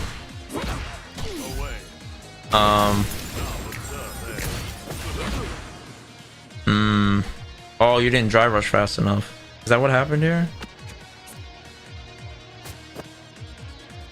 Yeah, you didn't do a reversal. Oh, he still would've got hit. Let me see.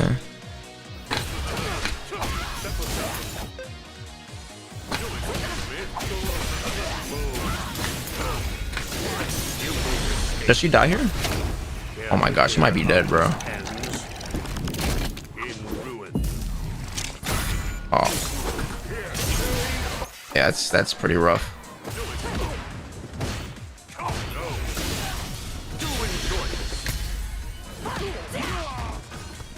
That was unfortunate.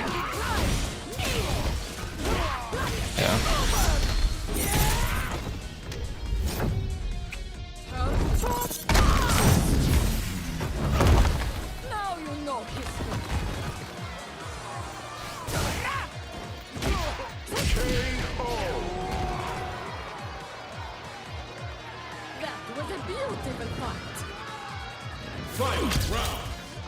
Oh yeah, with Marissa. Nice, that was good. Yeah, see, like I think you're snapping your departures too fast. Just psychologically, like you know, like you hear the term of like people hang themselves, right? Departure is one of the, in my opinion, I think it's the strongest tool in the game when it comes to making people hang themselves. Because there's so many different ways people will hang themselves.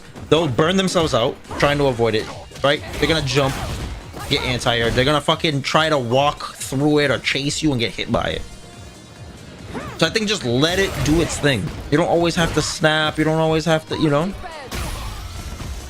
And it also is a like in psychological warfare, it's a great tactic to let people think the coast is clear. You know what I'm saying? Oh, I can do, and then they make that decision, then all of a sudden they run into a booby trap. You know? But I think that will help you also play a little bit more patient. And you're always doing backdash into the parks. You got to be careful with that. You know, mix it up. Sometimes you backdash and just fucking jump.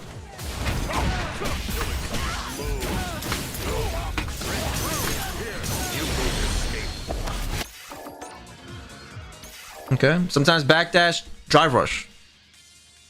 Okay. Sometimes do. Let's see.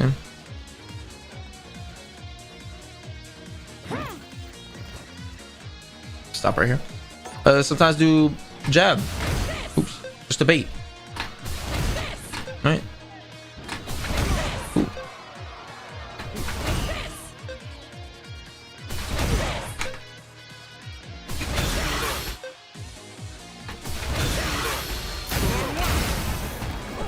Okay. Stuff like that.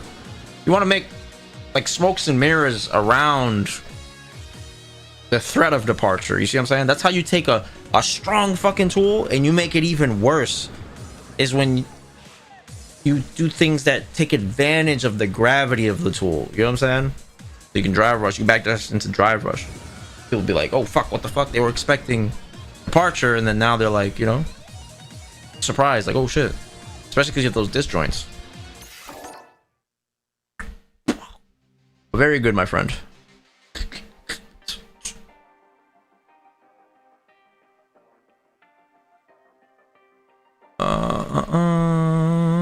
Acri asks, every time I've gone to the local, I've gone 0-2 in the bracket. Sometimes I win a game. The pressure of playing in person is much heavier to me compared to an online bracket. And my hands... Let me read this again. Okay. Every time I've gone to the local, I've gone 0-2 in bracket. Sometimes I win a game. The pressure of playing in person is much heavier for me compared to an online bracket, and my hands would shake heavily during the set. How can you manage the offline bracket environment to play your best in a tournament set? Okay, so what's basically happening is you're putting some sort of value on this environment or this situation, right? You're like, oh my god, I'm at a local. You're like, oh, I'm around people, and you know, there's all these factors that you're thinking about going into it, right? The opinions of people, your countrymen, you don't want to disappoint them. Maybe you don't want them to think low of you, who you are. Totally natural. We're tribal by nature. Humans, we thrive in groups. We gravitate towards groups. We you know, that's what we do. And connection is important for us. Okay, so you're going to a brand new environment. You're going to this place. These things are naturally going to run through your head. Okay, it doesn't matter. I could get dropped in the middle of Japan. I lived there for years, and I've never been there before. I'm naturally going to want to figure out a way to bond with those people. Okay, like, it's just natural. This is just good. It happens. All right, so that's number one. So you got to give yourself grace. That's okay. So then the next thing is that you have to relax physically. Okay, deep breaths. Deep breaths, typically deep slow inhales, right? Like, let's say, like, you go through your nose and then take one more inhale, right? It feels like you can't get any more, but you actually can get another one. It's just that you stop when it feels like your chest is getting full, right? So you're like, you can also take one giant inhale, right? And then you breathe out slower than you inhaled. Why do you do this? The slower your exhale, you trick your body into thinking, oh, it's safe, right? Because your nervous system doesn't need to send signals of survival to your body parts, your extremities. You know, you don't have to send blood to your limbs because you gotta run away from a fucking tiger or some shit, right? You're telling your body, I'm safe. And now your body's going to relax. It's going to tap into what is called your parasympathetic nervous system. Okay, so that's where all of like the things that you don't have to think about happen with your body, essentially. Okay, so you're going to tell your body, hey, I am safe, and then it's going to help you relax. Okay, now here's the thing. It doesn't stop there though, because when you keep having this inner conversation with yourself, you're going to keep answering certain questions in your head. What do people think of me? Was that stupid? Am I going to lose? Was this a dumb decision? Oh my goodness, can I do it? All right. And then depending on how you answer those questions, you're going to put yourself right back in that state of survival. Okay. So what you have to do is you have to insert logic in a way. You have to talk to yourself. Inner dialogue. It's very powerful. Okay. Something I'm actually working on now is you talk to yourself. You can talk out loud, which helps a lot, which is why when I tell you guys, hey, when you want to practice something, practice talking out loud and notice how much more focused you are. Because if you keep it in your brain is going to have a bunch of conflicting thoughts. What am I eating tomorrow? What do I got to do for work? What time I got to get up? Damn, is my cousin still mad at me? Right? Like, a bunch of random shit. And then you're not really focused. And so then this conversation's happening in your head, but then you're also trying to balance the learning journey alongside all of these conflicting thoughts that are sapping your mental energy and causing energy leakages, right? So we want to convince ourselves, okay, to the significance of focusing on one thing within our control, right? You're having an energy leak, so you need to rein it back in and focus on an area you can control. Simon Sinek coins this the circle of concerns, I believe, where basically, imagine I'm gonna draw circles, right? Draw a bunch of circles. Okay. Yeah, you got this, okay? This is your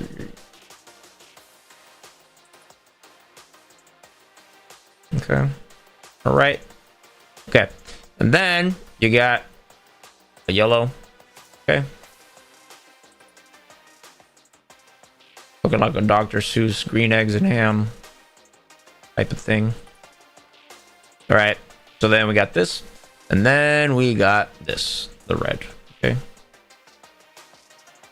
So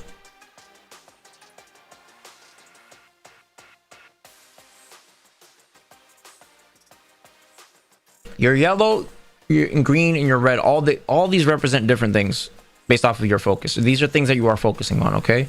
The centermost point, which is the smallest circle, okay, is what we will call the control circle. Okay, these are the things that I can directly control. The yellow will be the things that we can influence. Okay, and then this will be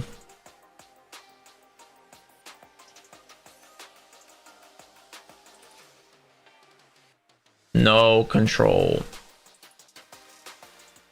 No control. Okay. Now, you only have so much energy to focus on in a given moment throughout your day. Now, what a lot of people do is that they are focusing on the wrong things. They are talking about things that they can't really directly control, right? So what ends up happening is that you're trying to fight a battle that you don't even have any leverage for, okay? So here's an example. You're playing a game and you're trying to control something. You're not aware of it. Okay, Viz, thank you for the 18 months, brother. So here's an example, okay? In game, you're playing. The things that you can control are what? What are the things you can control, chat? Any fighting game. What can you control within the game? I know it sounds obvious, but this is the part of like learning is you have to interact, right? What up, depressed? Yes. What you're doing, your character, the buttons you press. Okay, give me some more examples. You can get into like super details about whatever it is. Give me more examples. So we got your character. What about your character? What can you do? Stalin says the buttons you press. Okay. What are other examples? The outfit you wear. That's true. The colors you pick, right? The costumes, right? What else? The way your character moves, right? The control scheme, the combo. Yeah, Rams is perfect. The combos you choose, your movement. What your strategies and tactics are, okay, what you're attempting, right? Okay, cool. That's what you control. I don't control the opponent. The opponent, what I can do is I can influence him. So it's based off of the things that I control directly that has an influence on my opponent. But it doesn't guarantee that he's going to do what I want him to do. You see what I'm saying? So the part of fighting games you have to figure out is how do we influence my opponent? Well, you have to pick something that you want to control and then try to control that about yourself. You see what I'm saying? The mistake I made was I tried to control my opponent. I didn't understand this. So I was like, wait, what the fuck? Why is this fucking idiot doing this? You even hear me say it now. Like, if I'm like not paying attention, I'm tilted, I revert back to those old behaviors, right? I'm fatigued or tilted, whatever.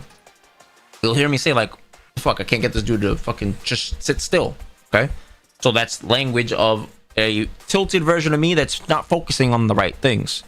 I can influence him though if I do things masterfully, repeated enough. Yeah, it's me and Sledge yesterday, exactly, right? Perfect example. So he does not change in a certain situation, and he doesn't have to change because one, he was getting rewarded off of it, and then also it's his comfort zone. That doesn't make sense for me to be like, why are you doing this if he's not comfortable playing any other way? It doesn't make sense.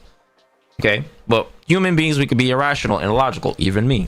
That's the beauty of learning. Okay, it's a never-ending journey, and I am literally a canvas for you guys to watch and learn from in real time. All right, I have nothing to hide. So that's what makes us all connect, right? We're all fucking in this together. So you can influence them though, but then you don't know how they're gonna get influenced. So that's why you have to be receptive. You have to be like, okay, cool, right, whatever. So the things you can't control, the game's design, the buffs, the nerfs, right? What stage gets selected? If it's random, I can't control that. I can't control the way the pools are seated and shit like that, right? Can't do that. You understand? But what happens is, if I am masterful enough in the things that I control, what ends up happening is that when I start dominating, this starts to get bigger. And then it starts to bleed into the areas of influence. How? Because somebody might give up in certain areas. They might concede, and now you are the one dictating. You are the one in control of those situations. They just don't even dance with you there anymore. You see what I'm saying? Your influence. Taco Man, thank you for the raid, bro. Your influence can then start to spill over into areas you had no control nor influence over earlier. Okay, so this is the process. This is what the journey of mastery looks like. You start to control things you could only influence before, and you could only now you can start to influence the things that you had no influence nor control over previously. Okay, and so this is what you want to focus on, is the green to the best of your ability. But understand, when you are tilted, you're fatigued, you're tired, you're scatterbrained, you're going to default to the things you did in the past. So of course, this is going to get flipped on its head. It's going to happen sometimes. You have to give yourself grace. That's like the most important thing with learning, okay? You have to give yourself grace. Otherwise, you're going to keep making the same mistakes. Because it's an emotional impulse or reaction, viewers, okay? So when you are like nervous, what's probably happening is you're thinking of things in the red. You understand? That's what's most likely causing you this. Because if you know what you can influence, you are more objective and honest about it. So you're not too concerned about controlling that. You're like, I just gotta play good enough to make them consider, and then I can, run my shit, or I can punish him for not letting me run my shit, right? And then you'll relax. It's the red that makes you nervous because you focus on things you can't control. You understand what I'm saying? Right? So that's what you have to identify. Draw the lines in the sand. What am I focusing on that I cannot control? I can't control the seating. I can't control people's opinions of me. I can influence it though, but I can't control it. I could just present myself, but it's ultimately up to the person. And even then, if the person isn't reciprocating, like they're not curious like me, they're actually in the red, because they're going to go into it with their own preconceived mindset. Like racist people. Racist people, they don't give a fuck. I'm pretty sure there are plenty of racist people that are like, damn, Jamal, you're actually really good, but because of the color of your skin, I just can't give you that credit. What a piece of shit, right? All because of a color of his skin, right? And so, no matter how great Jamal was to Mr. Parker, Mr. Parker's fucking racist. Nothing he can do. There's no control. He has no influence. Nothing. That dude is all preconceived notions that he came into that situation. He was going to abide to faithfully. He was not gonna shake. You understand? So then you don't focus on that. What you do is you focus on what you control, and that is yourself. How you present yourself, your attitude, your demeanors, your behaviors. You know what I'm saying? That's it. Can't control that red zone. So a lot of us, we tend to try to control the red, or we focus on the red, and then we generate fear. You understand what I'm saying? So that fear is caused because of uncertainty. The red is all uncertainty, obviously, right? Like, I'm certain I know how to fucking walk with my characters. I can do my combos. That's all stuff I'm certain of I can control. It's once I start to go into the yellow and red, depending on my attitude, that's when you start to create voids in your thinking, right? There's gaps, and then those gaps have to get filled. And then if you don't have logic, what you end up filling it in with is at the mercy of how you feel.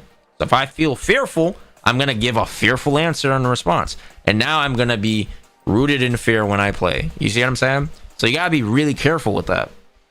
So now if I go and I'm like, damn, I don't know how I'm gonna play, oh man, and then you're focusing on that, and then that doubt, because you can't answer those questions, you don't have the certainty, there's doubt, and that doubt will snowball, and it compounds, okay, into anxiety. Anxiety accumulates enough, turns into a fear. Sustained long enough, it becomes like a phobia. Then you're like, oh, I don't want to go to locals anymore. I don't want to experience that. You see, you become afraid. The phobia lingers, and then it just sits there in the background, dwelling. You know what I'm saying? In that mental corner of your spirit, and then you don't take the action to experience something new. You see what I'm saying? That's probably what it is. Yeah. So when you get upset, you know, your circle probably feels like it shrinks. You know what I'm saying? And then you think this is what's happening. You think it's like this. Okay. You think it's getting smaller. Okay. This is what you think. Right. But actually, that's only because you're giving yourself permission to let go of your power. What you're actually doing is that you're focusing on the red. You're focusing on this, all of this again. You see? Focusing on this. They're really actually focusing on this. All right? Because you're thinking of moments that you can't control anymore, which are what? The past. Can't control the past. Can't control the future. You see how subtle that shit is? It feels like you're focusing on what you control, but it's time sensitive. It's not right now. What I can control is right now. You see what I'm saying? The future, I can influence it. The past, I can't do anything about it. It already happened. What up, Dart? So I'm cooked. Can't do anything. Make sense? So TLDR, breathe, relax, and focus on what you can control. You do that, you're gonna enjoy going to your locals. You're gonna be more relaxed in general, and you won't take the feedback so harshly, because you know you're getting better. You know, we all know you're getting better, Akri. You don't have to worry about that, right? It's just that you have doubt. Like, you're like, oh, well, what if I stop getting better? No, you're never gonna stop getting better. It's just that it fluctuates. The speed at which you get better changes. You know what I'm saying? It's not a flat line, like a linear direction. Okay. It's, what do they call it? Non-algorithmic or logarithmic? Logarithmic. That's what it is. It's just like, okay.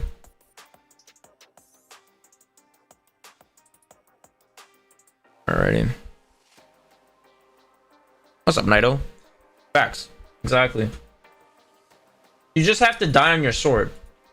So when you lose, you want to lose in a way. When you go watch the replays, you're building on something. You're not starting from scratch. You understand what I'm saying?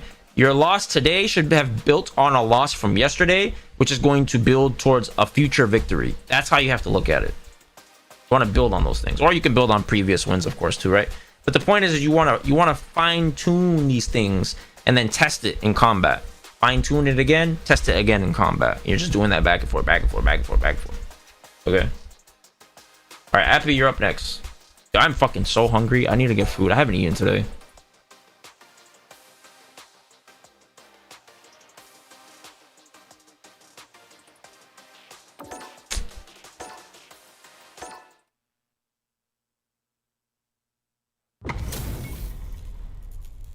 All right, Epi. Gotta do this. Come on. All right, Epi, it was you I was watching last. Was it last week? No, I didn't do Sub Sunday last week. Did I? Did I do Sub Sunday last week? I don't remember. Oh, no, I didn't, because that was when my dad got hit by the fucking car. Yeah. Bro. Okay. All right. So, when you punish moves like this, okay? Standoff fierce. Because it does way... Look how much damage this does. 2360 versus doing this. You see how it said 80% scaling? You see? So when you start with low forward, it automatically scales the next hit to 80% of its damage, its original value. 2660. See? Okay. So when you're punishing, practice punishing like not with low forwards. Practice with like heavies, and even then you can get more damage than this. Let me see. What's this? That's +7, so you could have got 90. Damn, that's a lot of damage. 29%, pretty good. Meterless.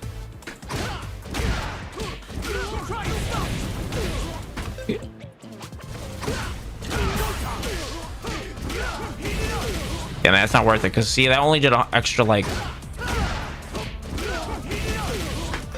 Yeah, so that's not really worth it.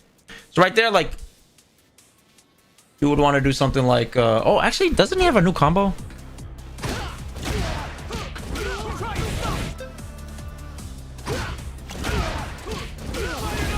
Isn't it like that?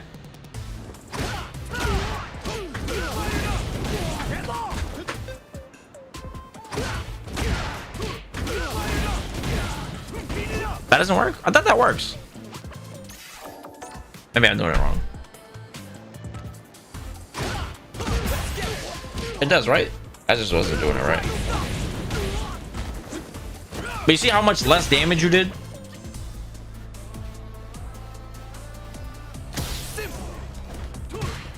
And then look, now you're in burnout. This is not good. So when you have somebody cornered, okay, this is the most valuable situation you can have in the game, okay? For a couple of reasons. The person cannot walk back anymore. They have to just sit in the thickness of your pressure. Okay, they can't escape. And so when you take a big risk, it's unnecessary because that person has to take a big risk. They have to unblock to flip the match on its head and have you now sitting in the corner. You understand? And so when you put somebody here, you should be more investigative. You got to think of this person. Jamie is over here. He's over here doing handstands in a monkey cage. Okay, he's in a cage. He's like, right? So and then he has this little fucking banana over here in the corner. Okay, here's a little banana. Okay, and then you got like a little fucking, where's the little stem? Okay, you got a little banana stem. Look like a pepper, but it's really a banana. Okay, just work with me. So he's in the cage and he is like, I don't want to be here. So he's bored. He's doing handstands and shit. And so now you're giving him a chance because you went and put your hand in the fucking cage. Why are you putting your hand in the cage? If you're gonna put your hand in the cage, you gotta do it with Oki. See? You gotta do it with the right amount of pressure. That way it's like you're going into the cage with a suit. Like a steel suit. And if he tries to snap at you, you fucking knock him out. You shock him. And he goes, ah! And he fucking faints. You're okay? So when you have him in the cage, you don't want to open the door. You just open the door. You understand? Why? You just left that bitch wide open. Okay. But now here's the thing. It's not over, right? You could be like, okay. But then look what you did. You burnt yourself out. And now you're close to him. Okay. Okay, now he's back in the cage. So you're lucky. But you see how you're contributing to this nonsense? Is because you are just fucking putting yourself in burnout. And then you're putting your hand in the cage. Okay, so now look what you do. You jump. Why do you jump? You are literally vulnerable. And look what happens. So this is what we call variance. Okay, this is a perfect fucking example. This dude does not know this is about to happen. Okay, let me explain to you what happens here. He walks and he's scared. You see this little jolt? He's like, look. He goes, oh shit, because he's surprised you jumped. So he's nervous. He's thinking, oh, you're jumping, you're gonna cross me up. He's not thinking I'm gonna walk under. So if he doesn't do anything here, you literally can't cross him up. See? But he doesn't know that. So instead, he walks forward because he thinks you're gonna hit him cross up. So he's going to block cross up. You see what I'm saying? That's why he's doing this. He's not doing this to put you in the corner. He's doing this because he thinks you're gonna cross him up. And then now look what happens. And you could literally lose this round because of this. Now look who's the fucking monkey now. Look who's the monkey. Isn't this ironic? Look at you. Now you're in the fucking cage.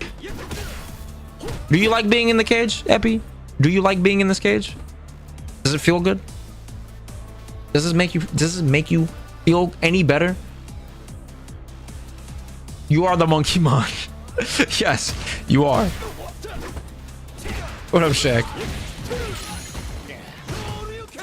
You're okay with the cage? Yeah, you're looking okay.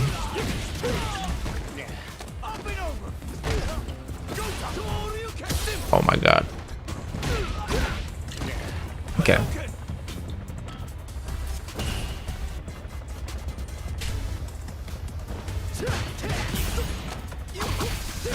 Okay. So remember, when you go back to neutral, it doesn't matter how low your health is. As long as you execute with the same confidence as when you had full health, as long as you're still anti-air, as long as you still whiff punish, they can still die. I know when you have low health, you don't want to make mistakes, but you should use that as an opportunity to correct your focus. When you're losing, it's like, oh, I have to double down. This is when I actually got to get tighter with my execution.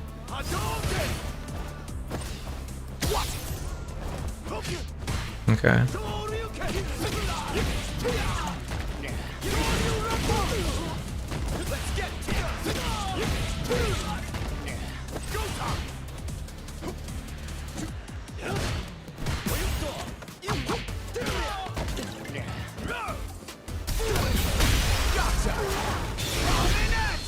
Okay, no. What you should have did is this.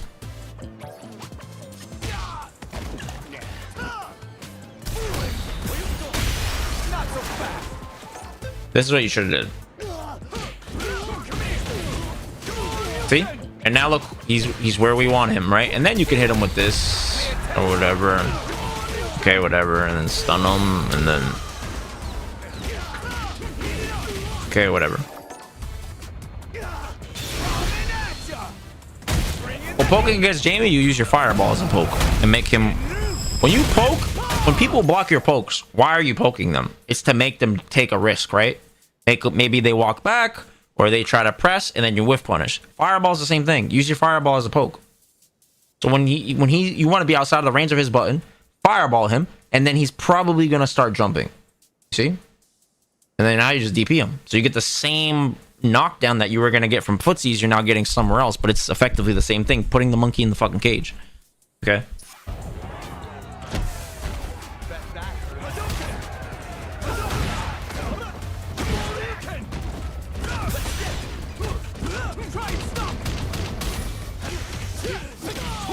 Oh, that was actually not punished. Nice. That was really good. Nice. That was good. Okay, anti-airs got better throughout the match. Yeah, you don't have to jump. You don't need to jump. He's jumping already. You know? And if you want your jumps to be better, don't move back like you're doing here. See? Because you're making your jumps weaker. And then you're also not punishing. If you are trying to avoid something, just get used to blocking it. Like, so for example, right? That wouldn't even have hit you. Look, it looks like it would hit you, right? But no, it's not. And then you get a whiff punish.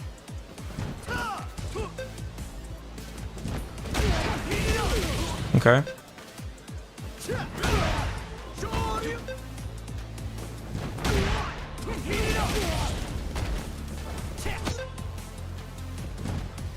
Oh yeah, that's a good one. What's up, pass? So there's a term I say, Epi. I don't know if you heard me say this before, but I think I said it to you actually about if you're green, you could be mean. When it's brown, then you frown. That's what your drive gauge. So whenever your drive gauge is past, when it's in that, yeah, that brown, you know, this range, right? You should prioritize one of two things. You prioritize getting your drive back and taking advantage of how desperate they are to get in on you. So they're probably going to start jumping and dashing, and then you start checking them, you see? That's why, like, people don't really, at high level, they don't really get desperate to put people in burnout. They just do it in, like, a very controlled manner, and they kind of take advantage of how they accomplish that. Okay.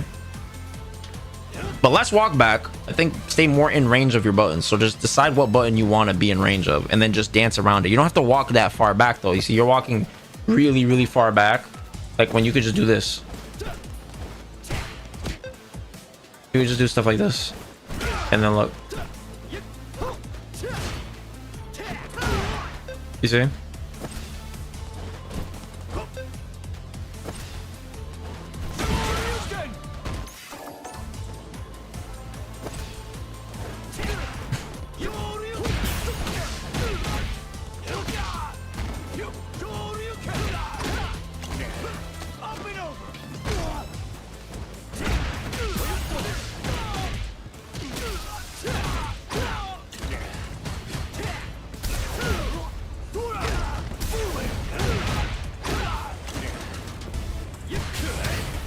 Be careful of doing stuff because you've seen your opponent do it.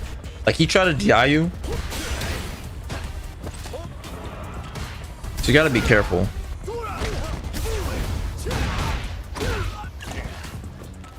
Because it's kind of fresh on their mind, you know? What up, Duke? How goes it?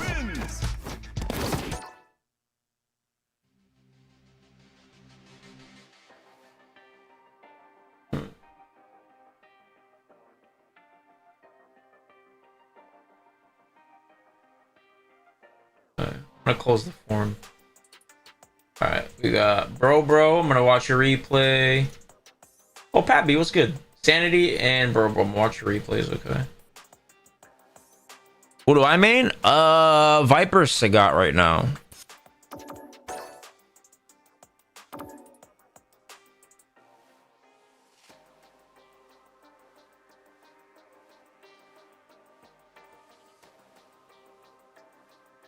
I'm fucking hungry. Oh my god. Oh shit. All right, you ready? Hope you'll put up a round one. Okay. Alright, let's see. What up, Gray? Okay, ready?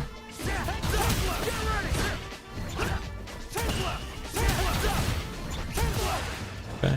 All right, so bro, I need you to put more pressure. So, okay, this is cool that you're here because you technically outrange Luke, right? But the problem is there's no variance here. Like, it's very obvious what you could do here. You know what I'm saying? Just throw fireball or try to flicker. Okay. But if you took a step, just a fucking tiny step forward, bro, if you just fought like right over, like here, like if you're at this range instead, okay. If you're at this range instead from Luke, it's way harder for him to gauge what you're trying to do, and you're still out of range of his pokes. But you can take a quick, a small little step like this, and then all of a sudden you're in a range where you can hit him with your flicker. Oh, that looked kind of crazy. How the fuck? I don't even know how to draw flicker, bro. A bit like that, I guess. Right? We'll draw two legs so you guys don't get any crazy ideas. Okay. So yeah, you would hit him with in this range with this proximity, and it makes him, you know.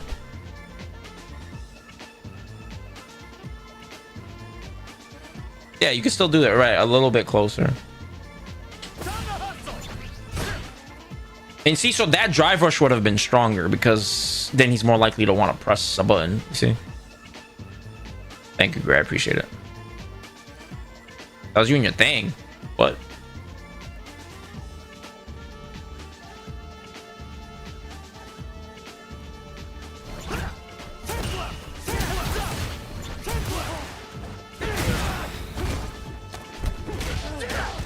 Bombi, you have a Twitch Prime? I can watch a replay of yours.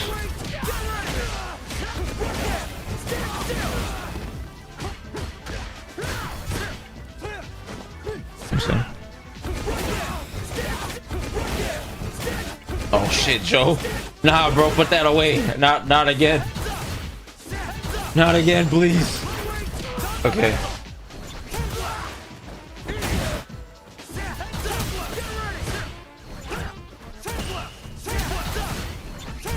Yeah, you see, you haven't. Okay, that was good. But you see, like, so this range is dangerous. Okay, look at where he jumped. This is another reason why you don't want to be at this range. Because where you were here, if you commit to something and he jumps, you see, empty jump cooks your shit. Yeah, and then you're getting milked. Okay. Yeah, but if you were closer, right? So if you don't take that step back, okay, like James Harden, if you were closer, where was it? Right here. If you don't walk back and you stayed here, I'm gonna be you now. Oops, wrong DP. He gets cooked. And then you also can air to air at this range too, right?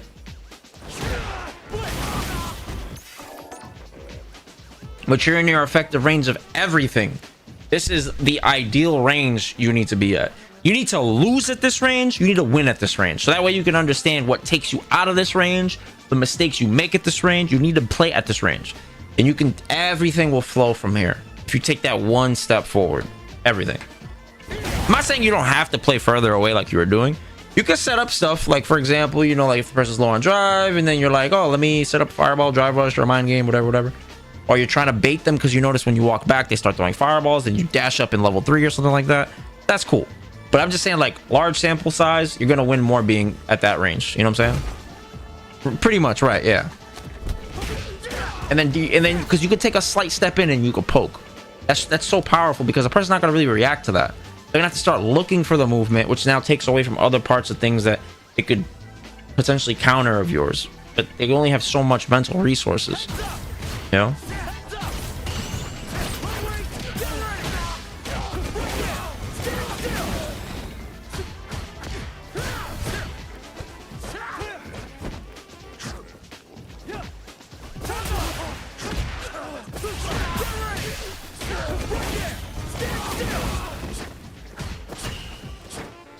Nice. Nice.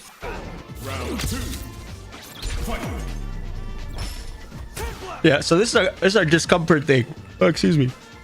Like, I can feel like you feel the tension because your natural response is to back up. You didn't crouch right away. You see what I'm saying? You were like, you know. And this is where you feel safe.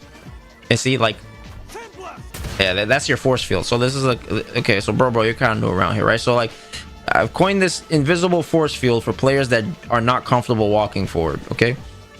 And I get it because there's a lot of stupid fucking shit in this game. I totally get it. But you don't have to walk forward and get hit by his like mediums. You could just walk a little bit closer, like here, be right here in front of it, okay? And then you can jump back and forth between these ranges. No, but see, this is the thing. It's good that you're passive, but you have to be reactive in your passivity. You understand? So when you do something, when you're passive, you're doing it to set up a situation that you can react to because you've practiced it. That makes sense? You don't just try to react to everything. You react to something in particular that you're creating. You know, you're trying to elicit a particular response. So the easiest way to do that is you try to elicit a big 3 response: jump, dash, or drive rush, right? Button.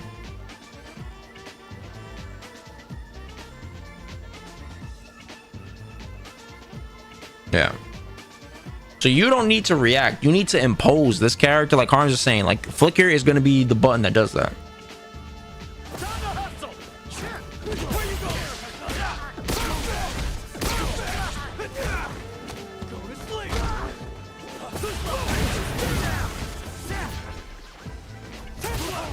You try to jump. See, you hit that invisible wall and you jumped.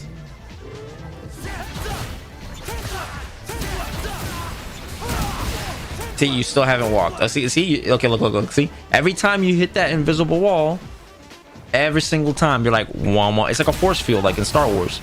Watch. Look. Ready? Watch. You're gonna touch it again. Watch. Oh, okay. You went past it. You shot past it. You see, you haven't walked past it. You shot past it. You jumped past it. You drive rush past it. Look. See, and then it causes you to play preemptive, and then stuff like this hits you. You see? So that's why it's important to just learn to walk past that resistance, because when you walk, you are afforded the ultimate flexibility.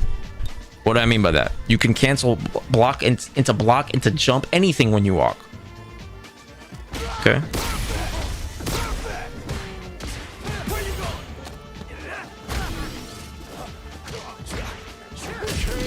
Yeah, you see? So your spacing, everything is suffering. You're not playing to the strengths of the character, so your tools are whiffing a lot because you're not willing to just take a few steps forward. Nice.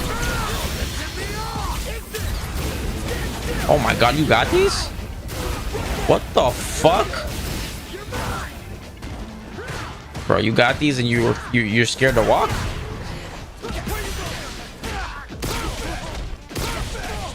I cannot believe that you just hit that shit.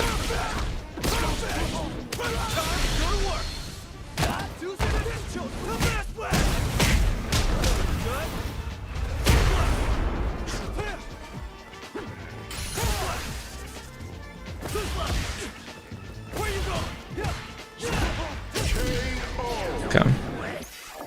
So your thing is you just gotta walk. Just simply move forward. You know? Just move forward.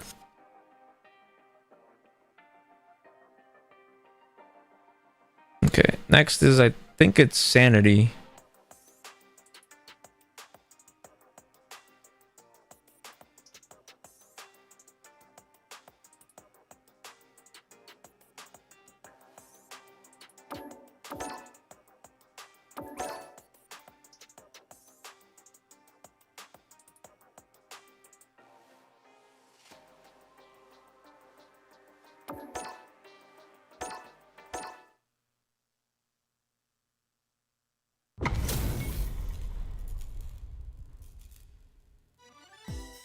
Beginning operation. An honor, to be sure.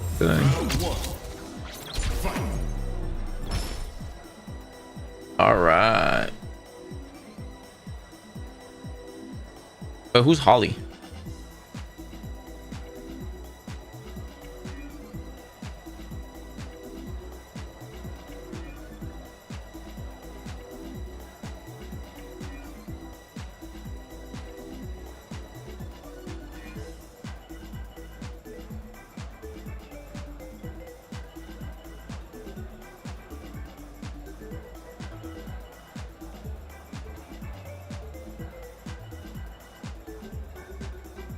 Spiral, thank you for the Twitch Prime. Appreciate you. Welcome.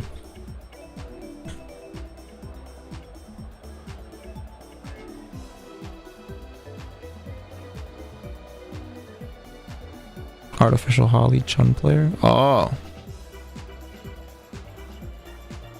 okay. All right, Sandy. Let's observe.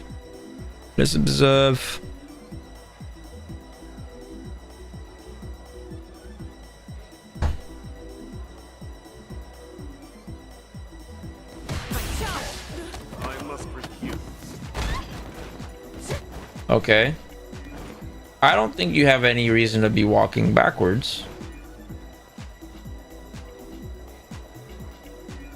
Even if you walk backwards here, like, you could still DP this.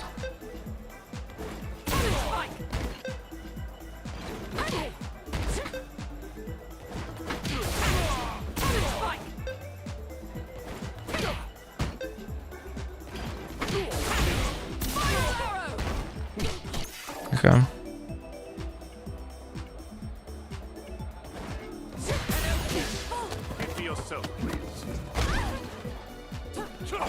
what happened here? Why did that? Oh, this wasn't a true string. That's why. Okay, okay. So you didn't do this fast enough, Sanity. So you definitely want to make sure you do it fast enough, so you can get that pressure. But there was a gap, yeah.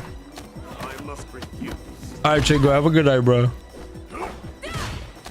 Could have got a whiff punish there. Oh, did you jump already?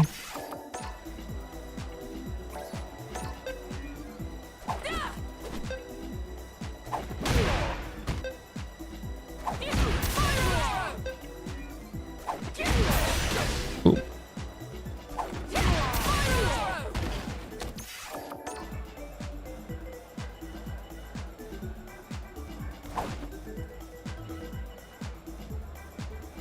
Spin knuckle. I'm not sure.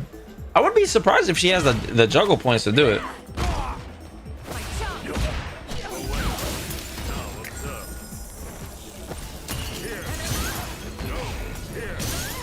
So if you're low on drive against JP, it's not a bad idea to just like hold this.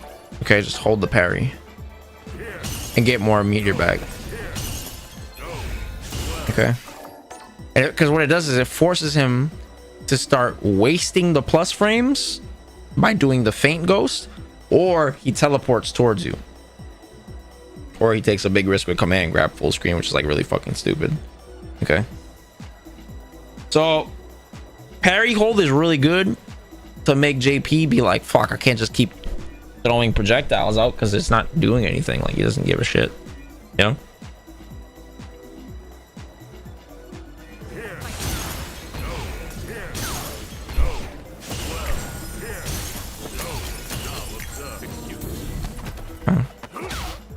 So if you see this, right, as soon as you see his cane twirl, you can basically you can DP it, or you can air throw. See? So you're reacting to the cane twirl. You see how it's twirling?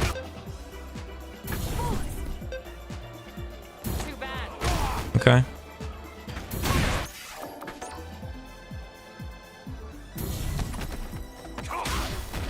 If you're close enough, you could just jump jab it too, which we'll probably see later in the set. The defense. Let's go.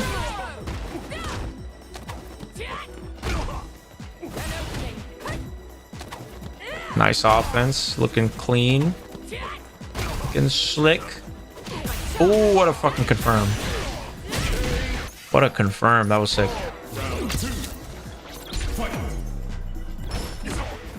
Ah, okay, you had the idea. It's just you air to air with light. If you done air throw, you would have got more value out of it, or did yeah,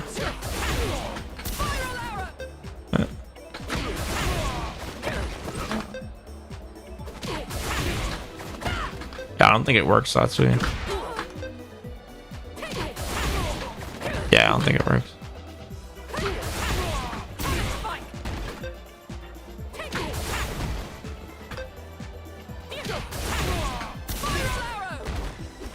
Yeah, but it's still pretty good. Yeah, I feel like the juggle properties in this game are kind of whack. Like, there's so many cool scenarios that could happen. I'd rather they just reduce the damage of the game and make combos more free-flowing. But yeah, the pretty common string from JP is jab pushback into stand fierce.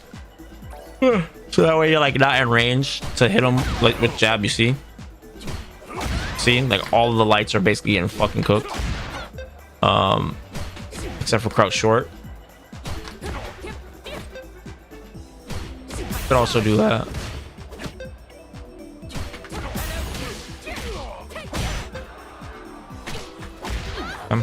But if you think he's doing this, this is a you have a dive kick character, so you can actually fuck him up for doing this like really bad.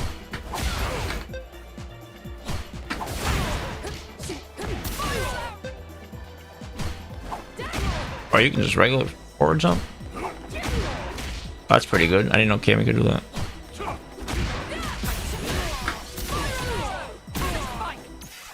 Okay. But if you were playing somebody else, you could like just try to perfect parry it too.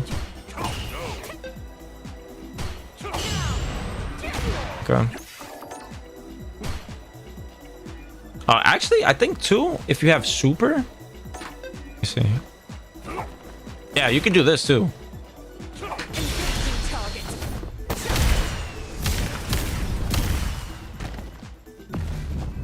Pretty good punish. So if you have a fast horizontal level 3 or level 2, you can do that as a punish. And then you confirm during the backdash. So what you can do is to practice this, go to training mode, set the dummy to do jab, nothing, jab, stand fierce, block immediately and hold it for like 3 seconds.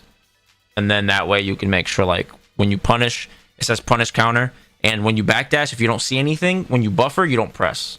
All right.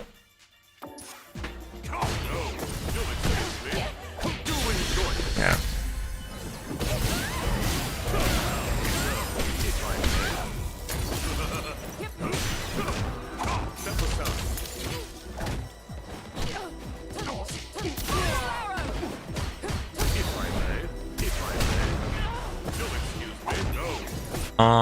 Let me see.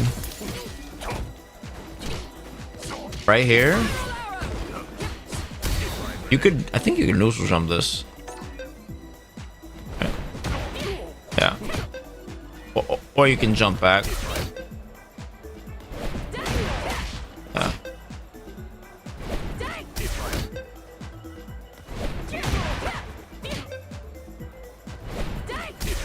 Bruh.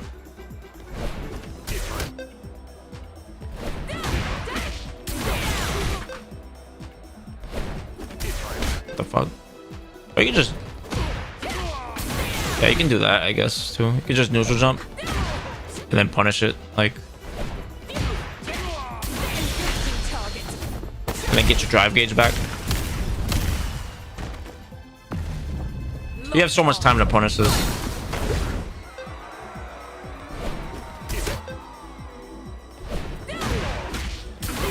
Yeah.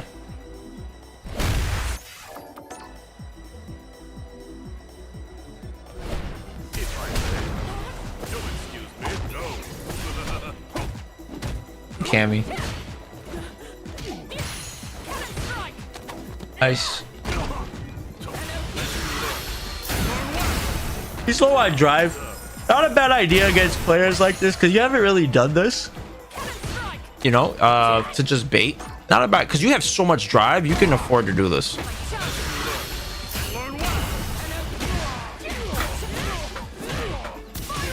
Right, and he's dead basically. Oh fuck.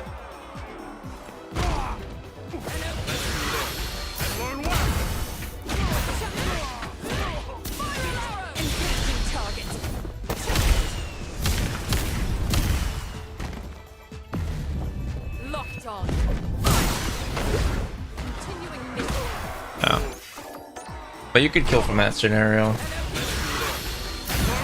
So you gotta think like in this situation when you watch replays, like if I knew he was gonna do that, is it better for me to go for the bait? Yeah, because you have so much meter, and he is more forced to make a decision than you are because of the fact that he's low on drive.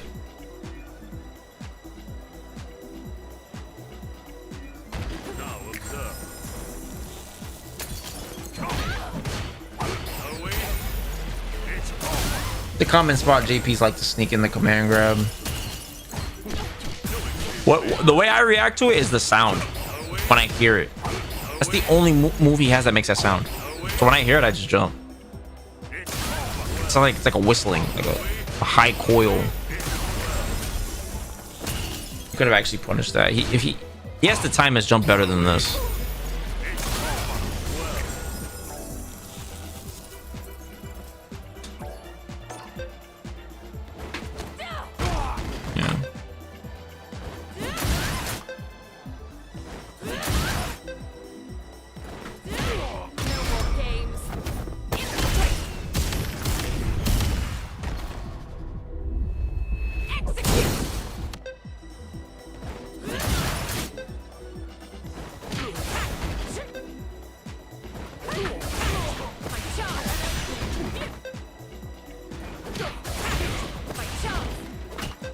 Let's see if I can kill from this.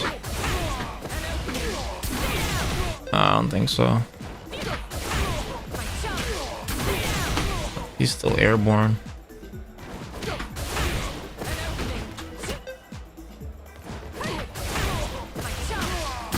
Oh yeah, there you go. It's not gonna kill though, but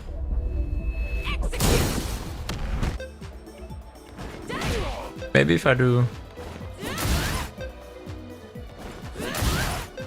This is risky as fuck because of like the timing, but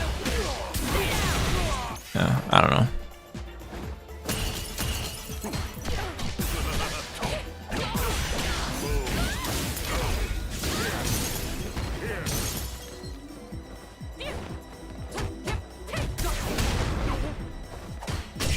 What did I say?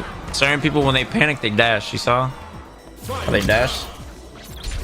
So then you look for the big three again. It's jump, dash, or button. Like a swing, like a sweep or something. So you crouch block, you don't have to worry about the button. He jumps, it's pretty slow. So you should just look for dash. Immediately look for dash. And then you don't see dash, you see everything else, you react accordingly.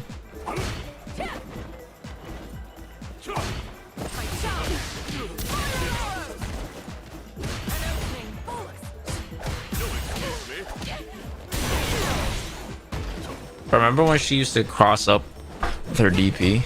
That was what a moment in time.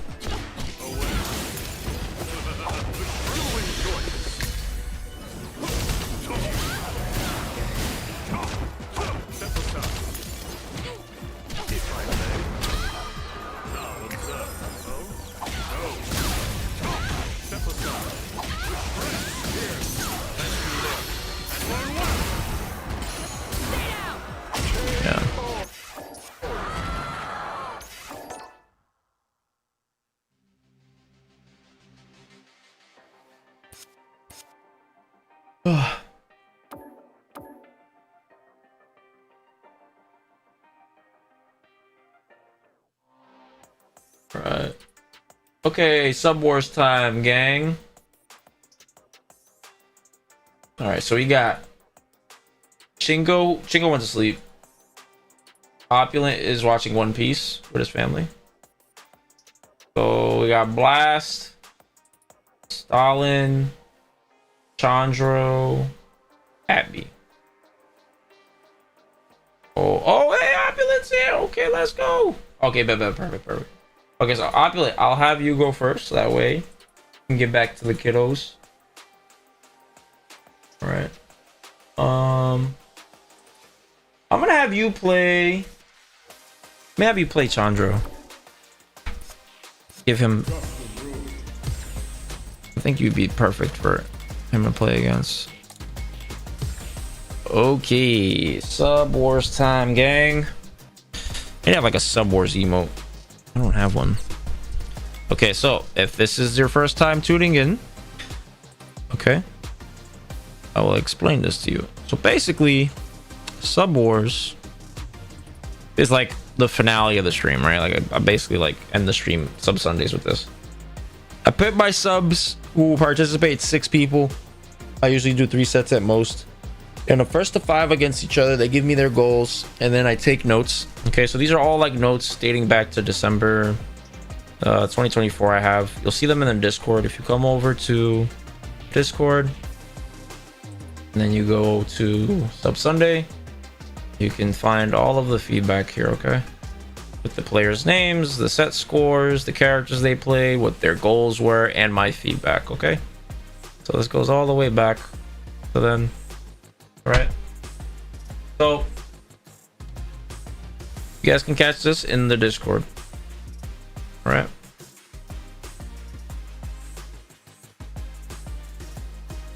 And oh, sorry, I'm really tired. Barely slept today. Okay, so 26th. All right, so I'll have Chandro. Where's Chandro at? I'll do this. Chandro and Opulent will have you guys play. Boom, boom, boom, boom.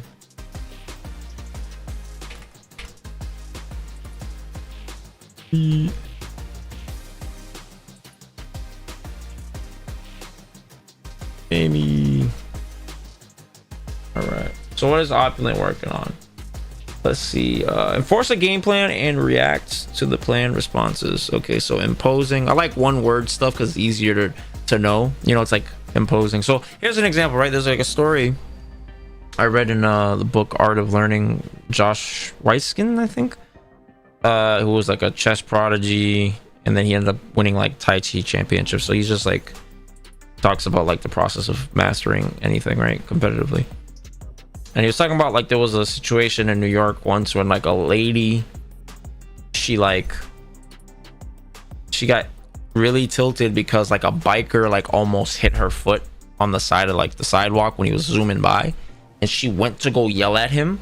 She's like, what the fuck?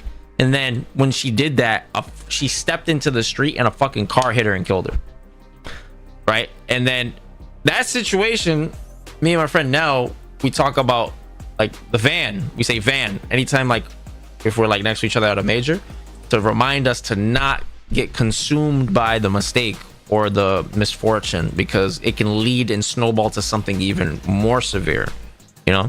That's why I like one word things, because it's just immediately, you know what I'm saying. So anyways, yeah, that's why I just wanted to put that out there. So I like imposing, and let's see, and we'll put defense. I see. Okay. And then Chadro. Let me invite you now before I forget. Oh, oops.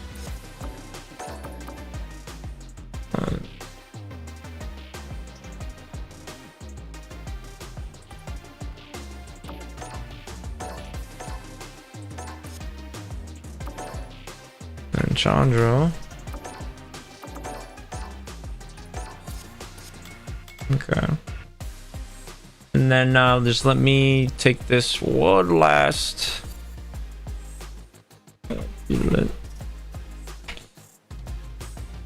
I'm gonna do Chandros, and then after that, you guys can boogie. Give me a second.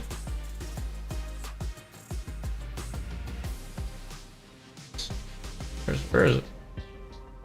There it is. Okay. Goals. Focus on reacting to. Okay.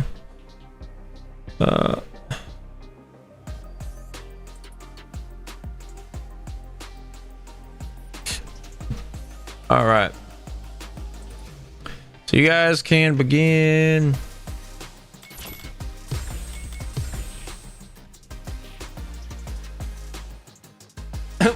my Tomodachi, bro. I have not heard that in such a long time. That's so funny. Oh, Panky, I closed it for tonight. I'm sorry. I hit the like a good chunk. Was like 10 people. Round one. Fight.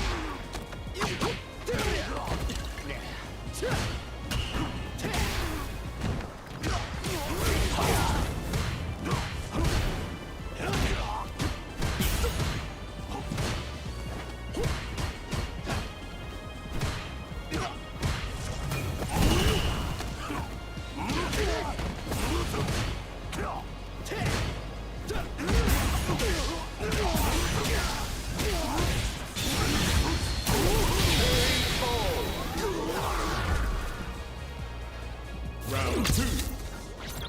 Fight.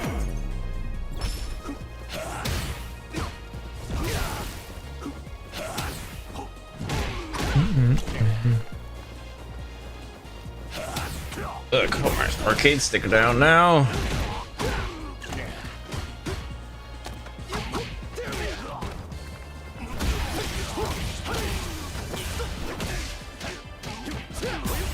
Accurate, that's what. Yo, did they do the announcement today?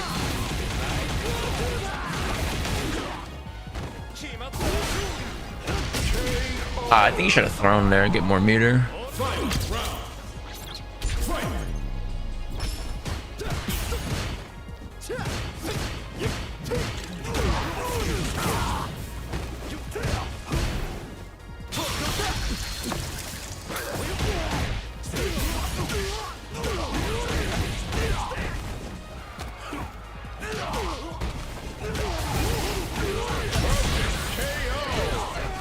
Okay.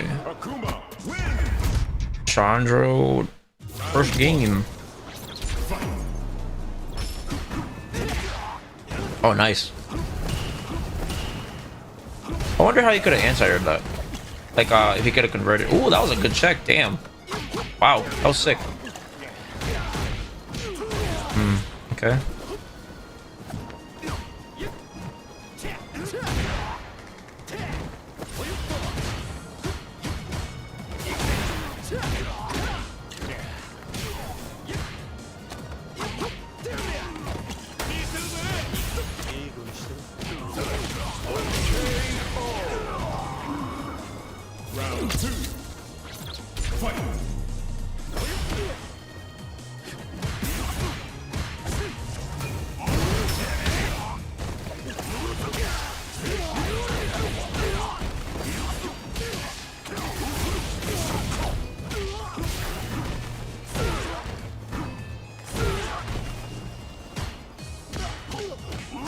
Nice. Beautiful.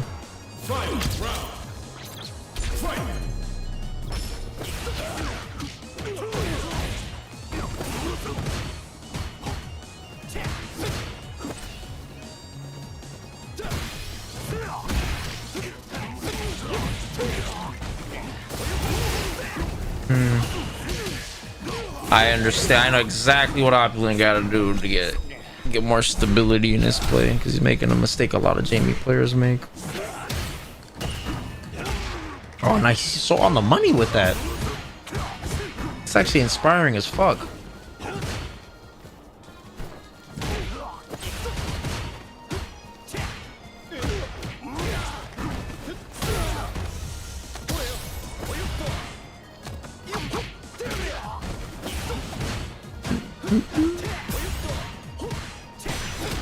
Oh, he doesn't know about the true strength. Hold up.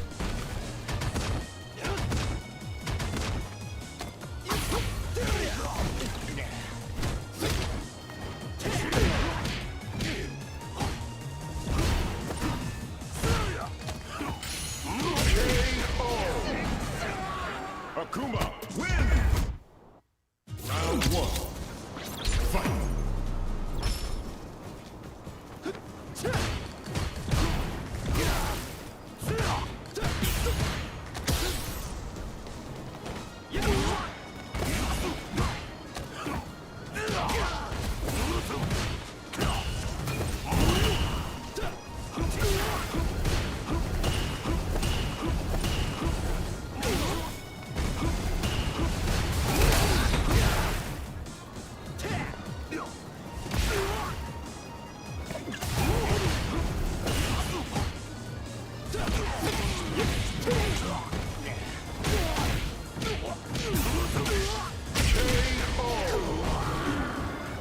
Round two.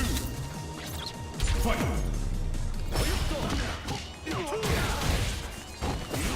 Oh, okay. I thought the announcement already happened. Okay, good shit. So, guys, we're gonna watch the Men of Daigo exhibition, right? Like, we have to watch that together, right? There's no way we don't watch that.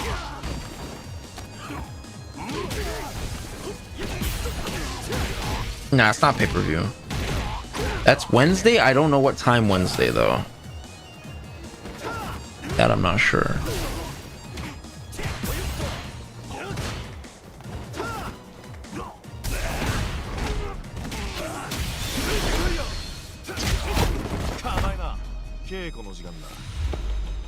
Yeah, good shit, Sanity.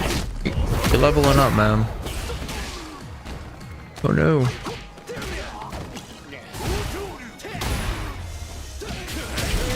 Oh, crouch fierce. Crouch fierce after that. Crouch fierce.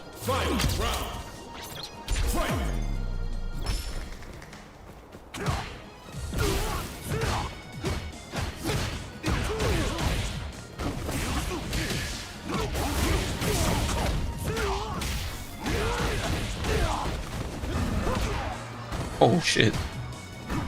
Definitely supposed to be DP.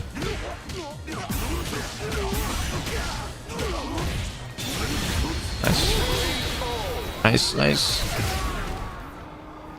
Akuma, win!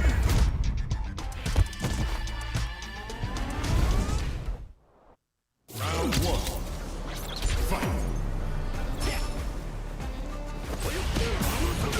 Nice.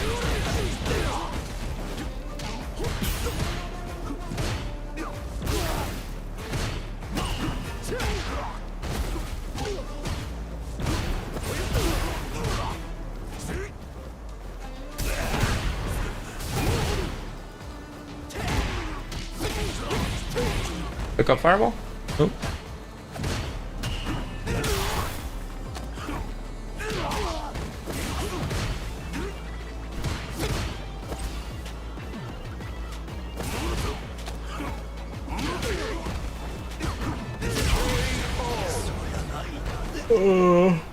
Round two.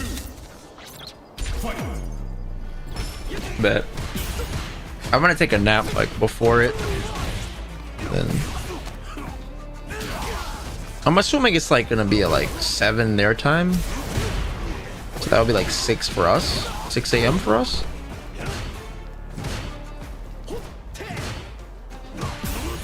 I just gotta be in bed by like 10. Oh, nice delay. That was good.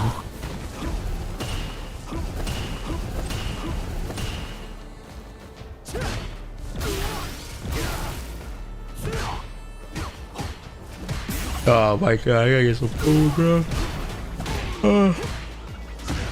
Oh, I'm fucking tired though. I don't want to go fucking make food. Might as well go get me some Wendy's or something. I wish DoorDash did not charge an arm and a leg to deliver. I mean, I guess the Dash Pass is pretty good, but I don't feel like paying for that. Because then you start using it, which means I'm spending more money buying food, right?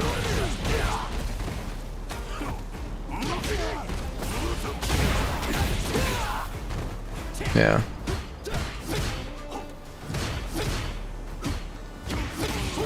That's good shit, Stalin. Yeah, yo, Stalin, just wake up. We'll just wake up. Like, set the alarm. Boom.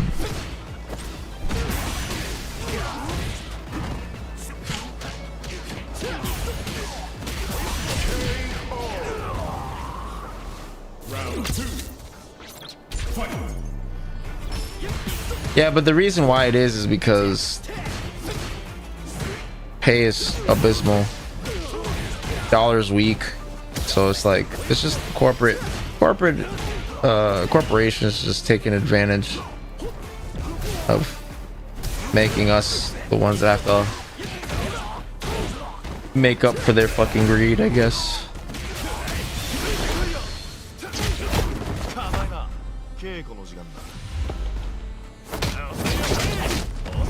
It's pretty whack, yeah.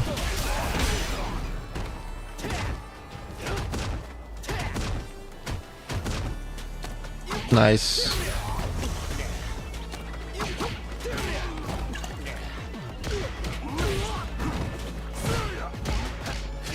Nice. Excellent, excellent. Okay, first one on board.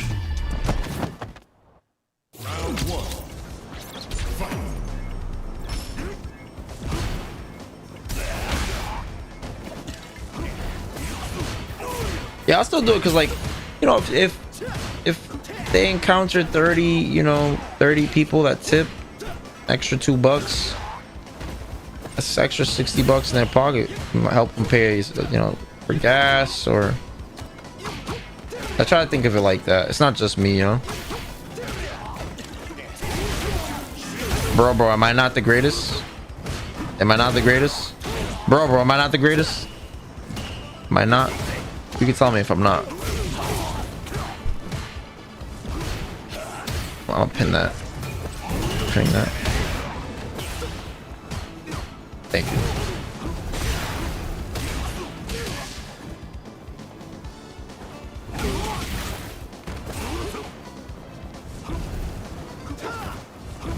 Oh, I think you can punish. that's the next sub Sunday. Bet, let's do it. Oh my god, he's so. Oh, what an air to air. That was so good. Round 2. Fight.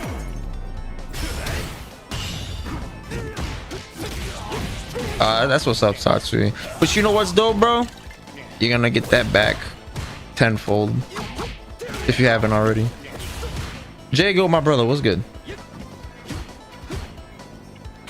Oh, I like it. Nah, Opulent is doing some pretty cool shit. I like his use of the light kick, stand light kick, and crouch and light kick. Oh no. Yeah, man.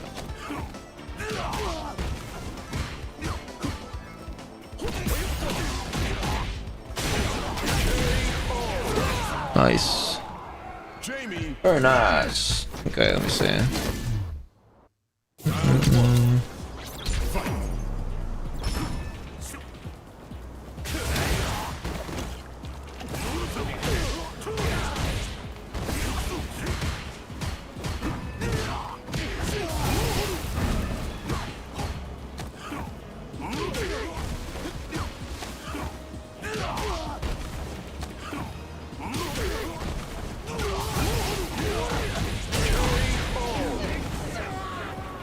Round 2. Fight.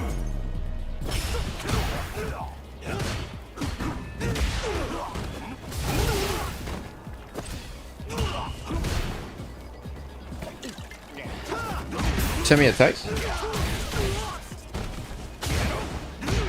Okay,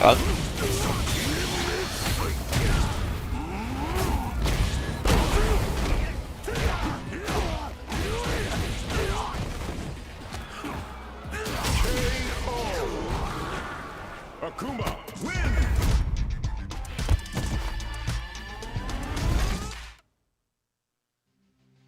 all right, GG's, guys.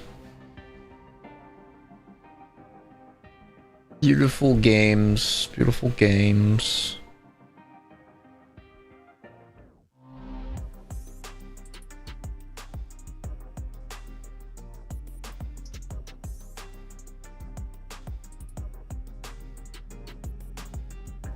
Oh, dope. That's fire. I just read it, Jago.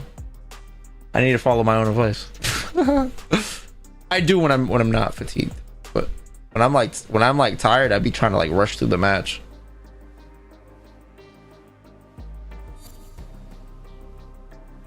But yeah. All right. Good shit.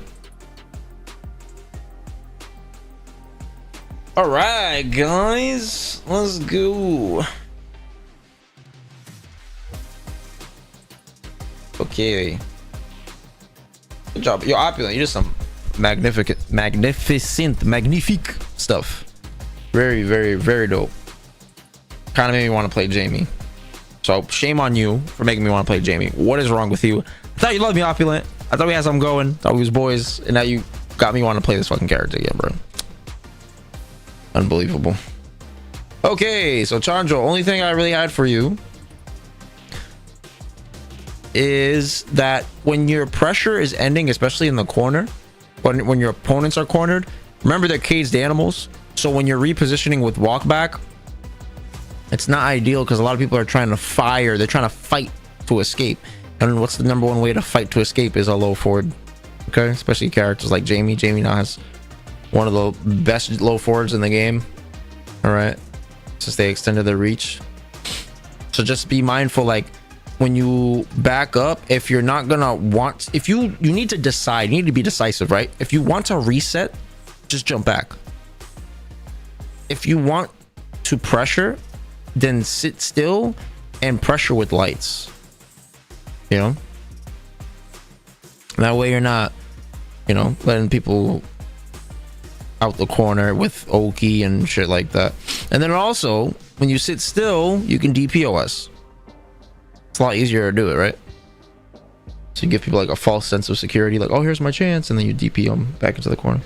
All right, next to Opulent. So if your opponent does a DP or super and is really low on health, I suggest you go for punish counter throw to build the maximum amount of meter.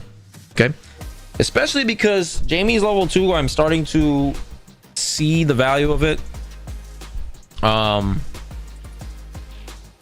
Like, and so your meter management around super needs to be really on point, especially like for the round 2, round 3 scenarios, especially round 3. Oh my lord, like getting a clean hit and then getting a clean hit and then, you know, getting a drink and then activating SA2 is just like, it's just too good. You have to do it. All right, but then if you don't have that around start, it can make a world of a difference, right? Because then you have to get a hit to get it, and then Jamie's super lackluster in neutral when he doesn't have dive kick. All right, it's just too linear, and then he doesn't have the jab target combo either, which also is like annoying. Okay. Also, now, so this is the biggest thing. Let's actually put this in bold, underline this, highlight it. This is big. Maybe make it size 28. After taking a drink on negative frames, you need to move less. Okay, you need to move a lot less. A lot less, like a lot. Because what's happening is that players already don't like getting hit in this game. People don't like getting knocked down. It's just not a great place to be in. So when you knock somebody down, they already want to get up. They already want to throw their bodies at you. And then they also see you taking a swig across the screen. That's not good in their eyes. So they are even more desperate. You understand? So a lot of times you would drink and walk up and then he's hitting you with stand roundhouse. Or he drive rushes on you or something like that. Or you're not ready for an anti-air. You see? So when you, especially you're negative, you're not even plus when you're doing this, right? Because you're doing like Rekka, knockdown, drink, or you're doing like you know, palm into drink, something like that, right? Like anything that's not like a cancel into Rekka, you're not going to be plus, right? So if you're not doing Rekka into drink, ender, or sweep target combo, or, you know, whiff punishing roundhouse into 2 drinks, and then you're only like -2 or something like that. And then if somebody would drive rush at you, you can still check them, right? But you can't really do that when you're -11 doing palm into drink. It's -11. All right. So you got to be very careful with that type of stuff. So don't move right away. Figure out what they want to do. What are you? Oh, is this my chance? Because now if you know, oh, you're drive rushing here. Now you can just like EXDP and get 2. Now you have 2 drinks. You see what I'm saying? Or you can check. You can check them. You don't have to down back. You can just stand up. They're not going to hit you with a sweep. They're too far. You know? Yeah, pretty much. And then let's see. True block string for drive chip. You had them really low and you didn't do this string. I need you to do this string. This string is obnoxious. I'm gonna actually show you how obnoxious this is.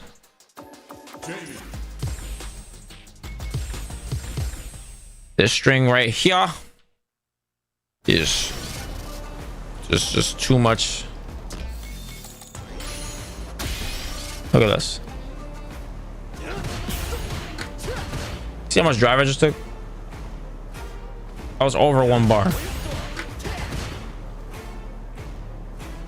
All right, and this is all a true block string. Can't mash.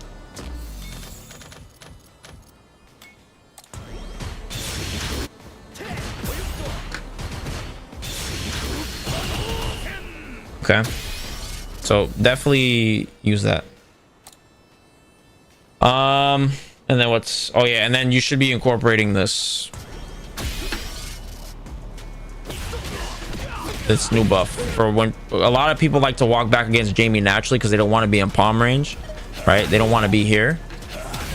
Okay, so knowing this, it's going to open up a lot of this and then force people to start sitting still, which is good because now your next layer is, you're sitting still. Now I can start walking up. Staggering.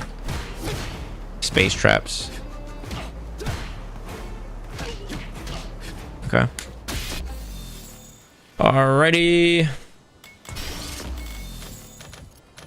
And then let's see.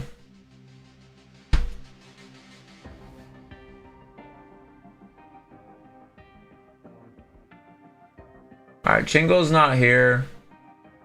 So I got Blast. I got Blast, Stalin, and Pat B.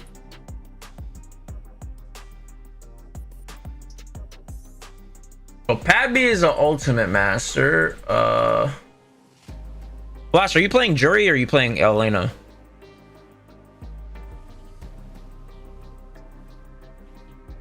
Yeah, no problem, Opulent. Keep it up, bruv.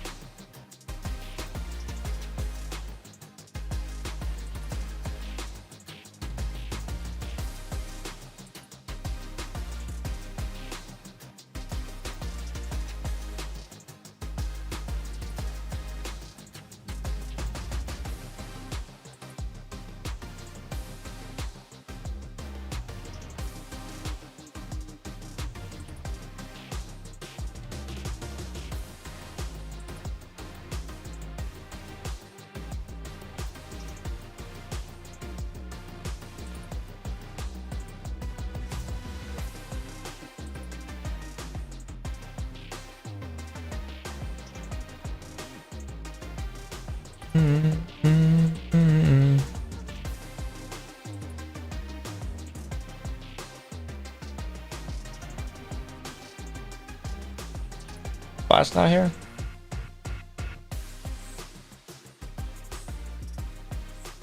Stalin, you're here. I need a jury for Stalin. Maybe is Gohan here? Gohan or Kite or somebody?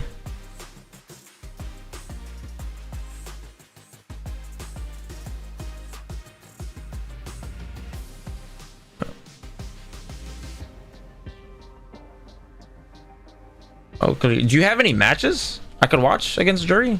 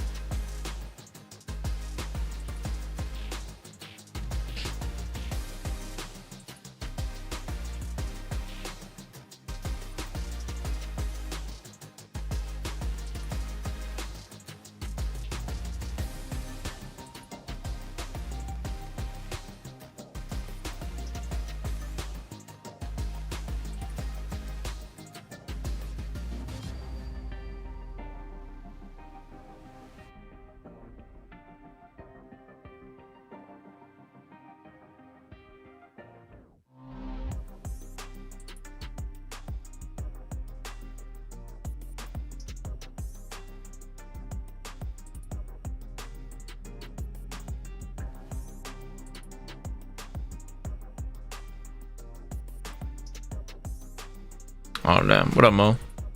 What up, Peanut? All right, Pat B. I don't have any. I don't have anybody. That's a sub. That is. Oh, that's a ultimate master. All right, now you want me to watch a replay?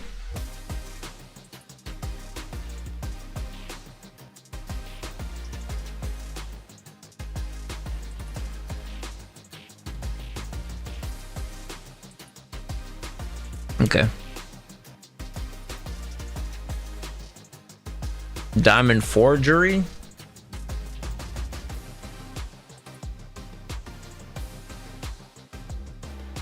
I'd prefer it a little higher rank.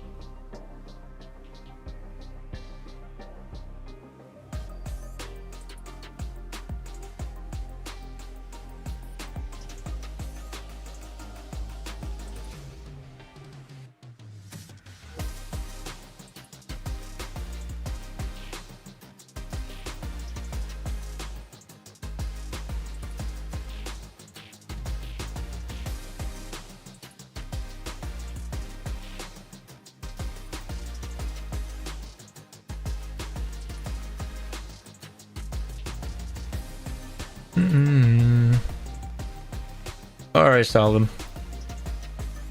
Keep doing the. You probably saw my post about.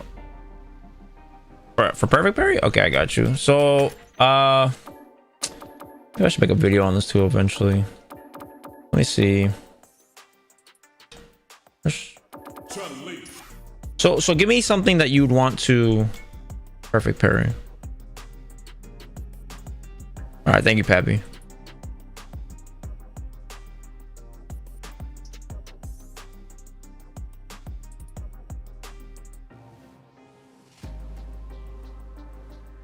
Okay, so like give me a so here's the thing, right? It's timing based for a lot of the fucked up shit that exists in the game, right? For example, DIs, drive rush jab, those are the same no matter the character. Drive rush jab is going to be 15 frames if everybody goes for the fastest, right? So there's universal timings you should learn. Okay. So you want to start off with just understanding the timing. So you have a bunch of ways of practicing this. So we got our frame meter, right? Display on the bottom. So let's say we have Ryu set to do this. Okay. So what you want to do is when you look at the frame meter, to focus up on purpose, so you can see right here, where did I press the parry? So with perfect parry, you want to make sure that it hits within a 2-frame window of whatever it is you're parrying. So the first 2 frames of parry are purple. That's why you see the character kind of glow a little purple, and then they turn like pinkish, purplish, or not like bluish or whatever. Okay, right? So let me put it on 50%. So if you look really close, you see how there's purple, right? And then blue. The blue is what is not perfect parryable, right? It's the purple, but the purple is obviously going away because it's 5 frames deep now, right? So we've already surpassed those first 2 frames. So when you look at this frame meter and you want to practice perfect parrying and stuff, you want to see what your timing is usually off by. Okay, so right there I got that on a frame. Now let's do exact frame. Exact frame would be, oh, this is kind of weird doing this on.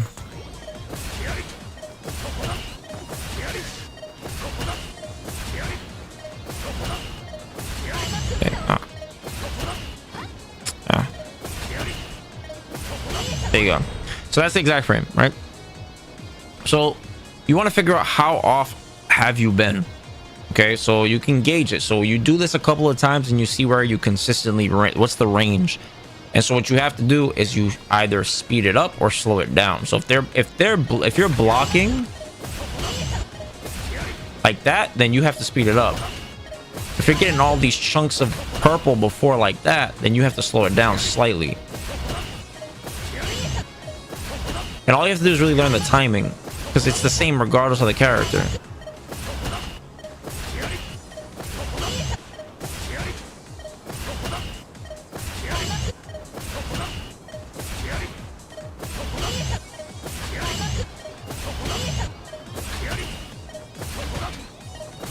Okay.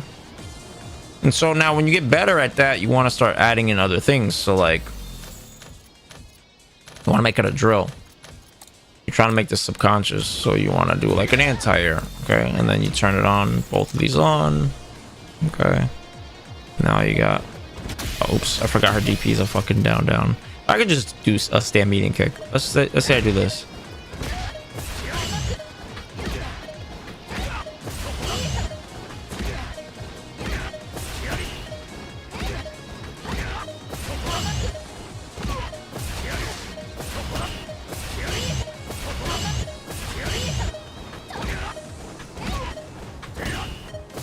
Oops.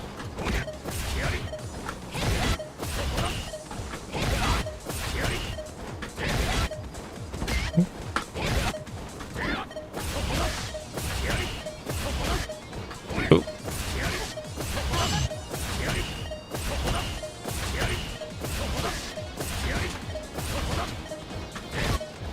Oh.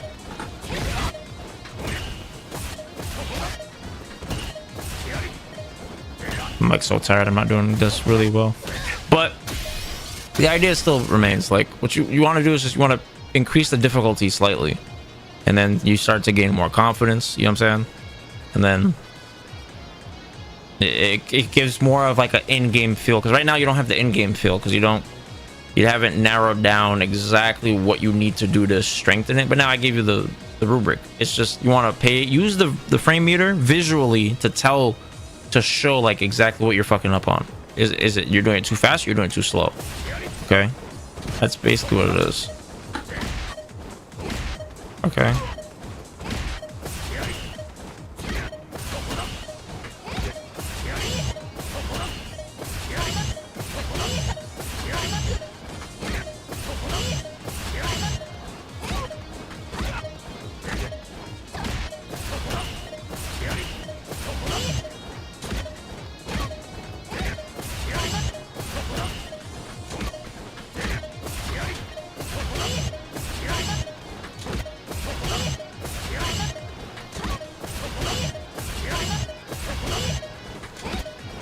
Okay.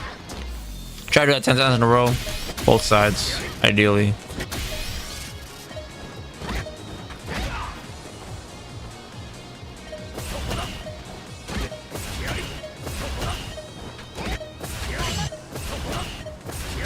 don't have to press it as fast as you think. That's the thing too. 15 frames is... Think of like the timing of a button. Like your stand fierce is 13. Right? So it would be slightly slower than this. So that's like, that can kind of help you with timing, is like relating it to the timing you feel from your tool set, you know?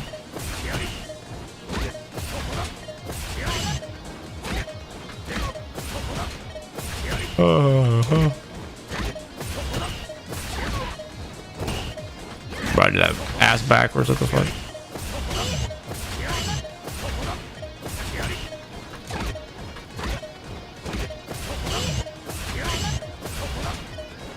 And look for the fastest thing, which would probably be like a whiff punish, right? Like you're looking for a whiff punish opportunity. So then you can make that like a third replay once you get really good at this. And then you can add like that. Right.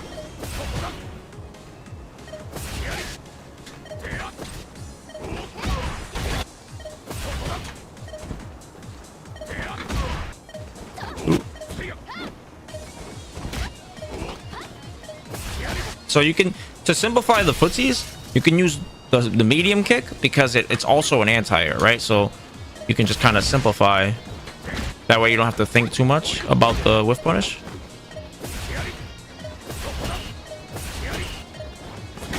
And you don't have to think too much about, you know? Yeah. Because you just want to reduce your mental stack as much as possible, right?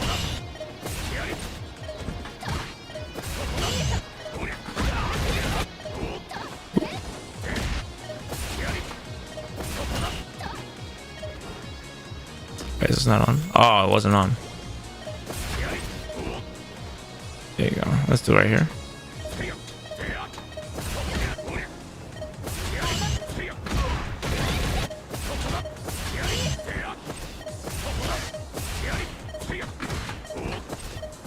Bro.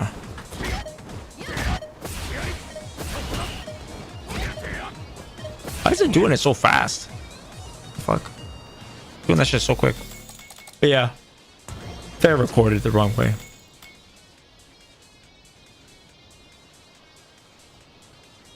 No, you need to know the situations where somebody wants to do it. You know what I'm saying? But if you don't have the observation skills, of course it's gonna feel random. But you need to figure out like where is the person doing this? Where somebody's gonna do drive rush jab, well they're gonna do it where drive rush jab works, which is here, right?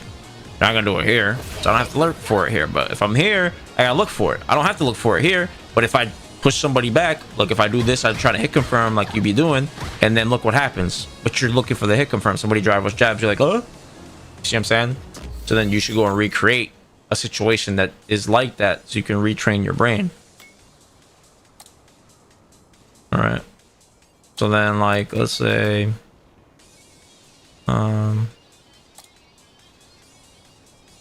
I was right? I got the Sharingan, bro. I'm telling you. Okay, if people that have won Capcom Cups ask me to coach them, I mean, I gotta know what the fuck I'm talking about, right? Like, okay.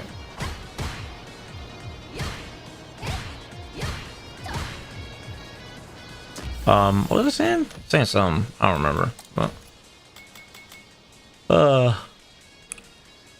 yeah, so you want to recreate the situation. Like, let's say if somebody's startling you, like when you watch your replays, you don't waste time getting upset about the replay. Remember, those moments where you're getting tilted, that's your subconscious, that's your floor. So that's where you have to retrain. It's that part. So if your floor, when you're, when you panic, is you fucking walk back and then somebody jabs you. Well, where are you walking back? Oh, you walk. It's after this when you don't get the hit confirm. Okay, so then what you're gonna do is you're gonna set him to do drive rush jab, right, like that. So we'll set him to do it after count of 3. See, and then now look, you see how it looks like we're practicing in game.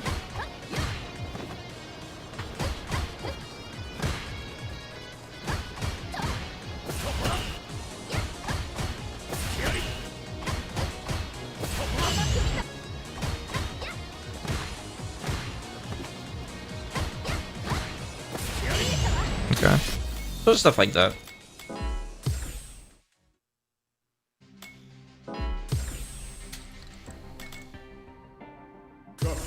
Okay, all right. So we're gonna do Pat B. No problem, bro. Let me see.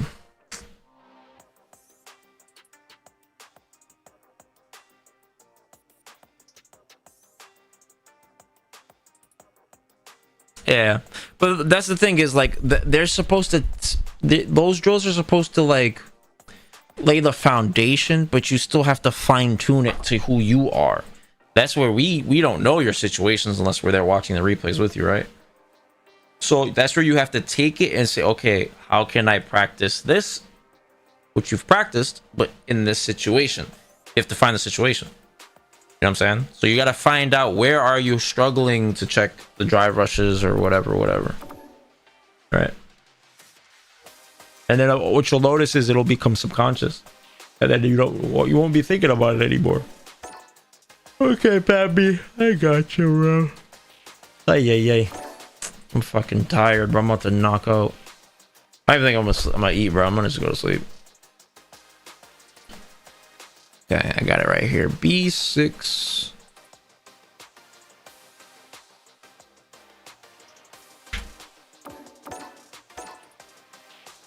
Versus Draco. Who's Draco?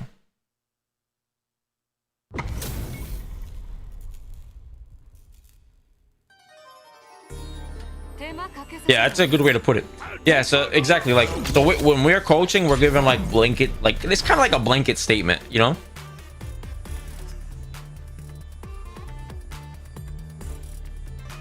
Yeah. No, you can be. You 100, but Stalin, what you gotta focus on is you have to focus on just lose doing it. You have to lose. Like when I got really good at perfect parrying, I literally was like, I'm gonna perfect parry everything. I don't give a fuck. I'm gonna perfect parry in footsies. I'm gonna perfect parry anti-airs.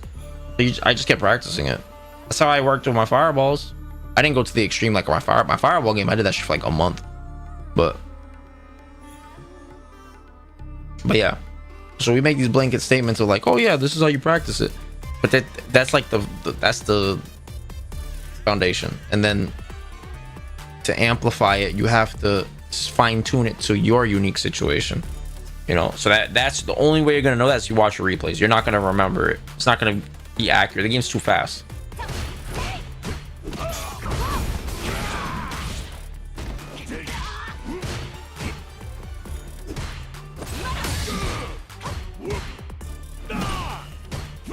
Nice.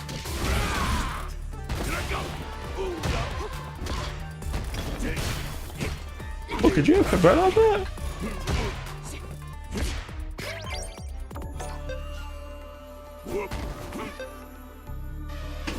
Oh, I thought you could convert off of that.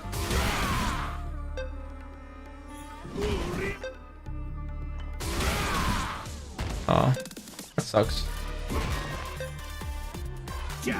Well, at least you can do that, I guess.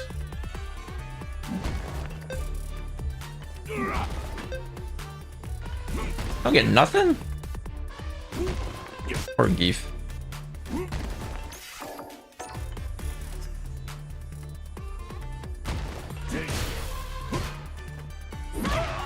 Well, it's very common in this matchup because she doesn't have a defensive option outside of super. So expect them to be, if they think there's going to be a gap in your pressure or you're going to throw, that's when they will do this. They'll do the jump, the bird kick. So it's more common for a Viper because of those facts. Alright, bro, appreciate you, man. Excuse me. Hey. Yeah, exactly.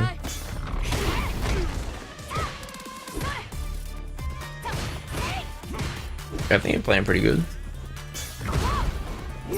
Okay, definitely got to practice perfect parrying this.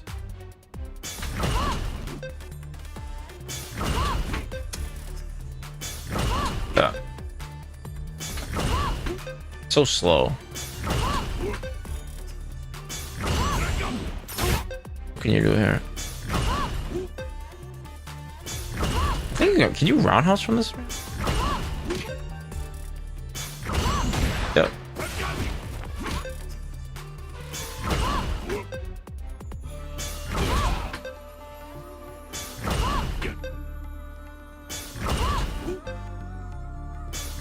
I want to frame off. I'm gonna frame off every time. Bruh. Oh, it's actually 2 frames off. That was 1 frame off. That was 2.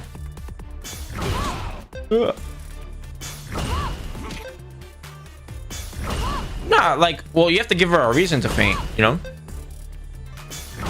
Give her a reason to faint.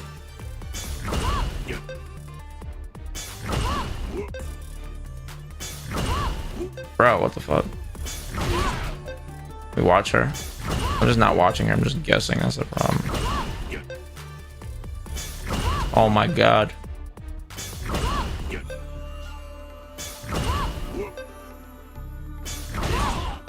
Brother, what the fuck? Why am I not getting this?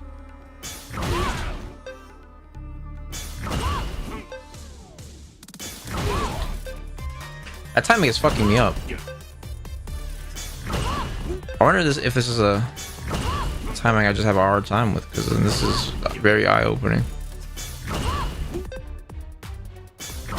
Yeah, what the fuck? Even if I'm tired, I still at least should have fucking gotten this 2 or 3 times by now. Oh no. This is crazy. No. Wait. What the fuck is going on, bro?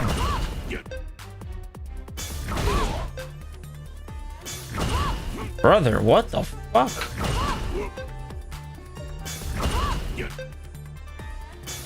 Oh my god, no. This is tilting me. How the fuck am I not getting this? Holy shit.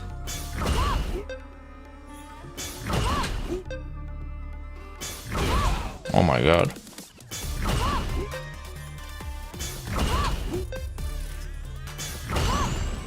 Okay, so you're minus 23. You might be able to drive rush into headbutt. Let me see. Oh, it's just off. Just or did I do it too slow? Might have done it too slow.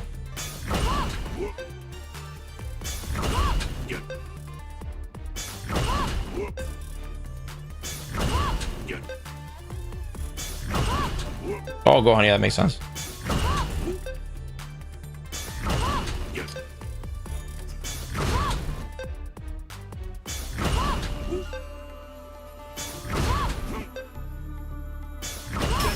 Bruh. I'm gonna work on this tomorrow because this is crazy. Nope, too slow. You could sweep it though. Definitely sweep. Oops.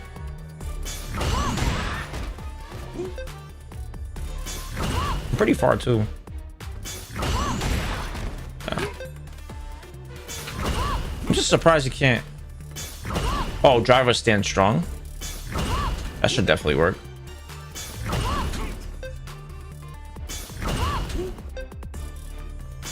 That's me too slow. What's up, Silver? Wait till one start up.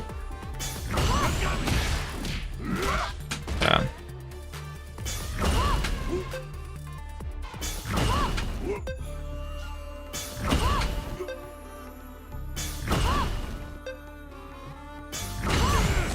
Oh, that was a punish.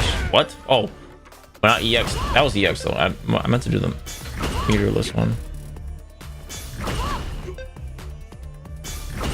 That'd be crazy if this does punish though.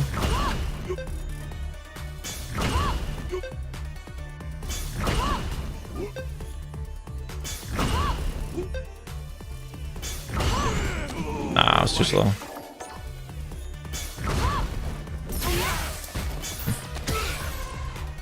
I like to walk down. Yeah, be careful with like tap into jump against her. Or not into jump. Like be careful of her blocking like one tick into jump.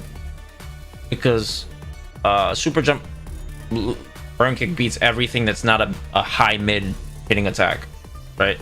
So stuff like this.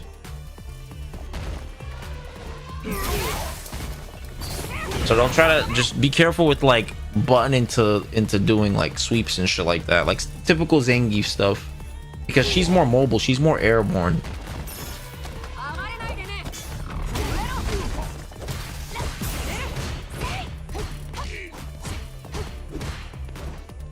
Oh, okay. Nah, you definitely got it. Oh, oops.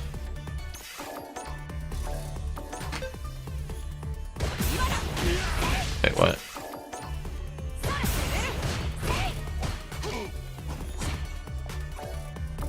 Is it here?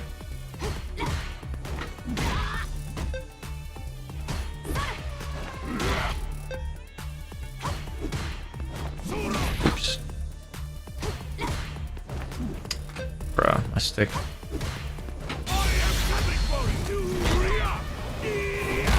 Yeah, if I were you, I would be buffering the fuck out of this.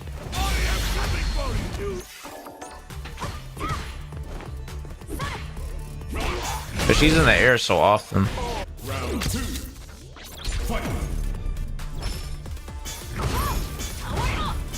Like here, it's okay. You don't have to parry these. These are what, like, if you want to get a knockdown because they're being obvious, then it's okay to perfect parry this and then punish her. But you have so much drive gauge, it doesn't do any drive chip. You have to block 6 of them for 1 bar. Like they're not gonna do 6 size moves in a row.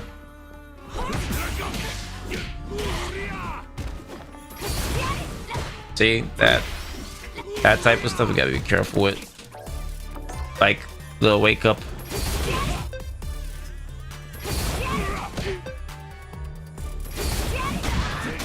So if you read it, you can punish like that, kind of similar to Jamie's palm. You can also DI this too. You think they're gonna do something like this?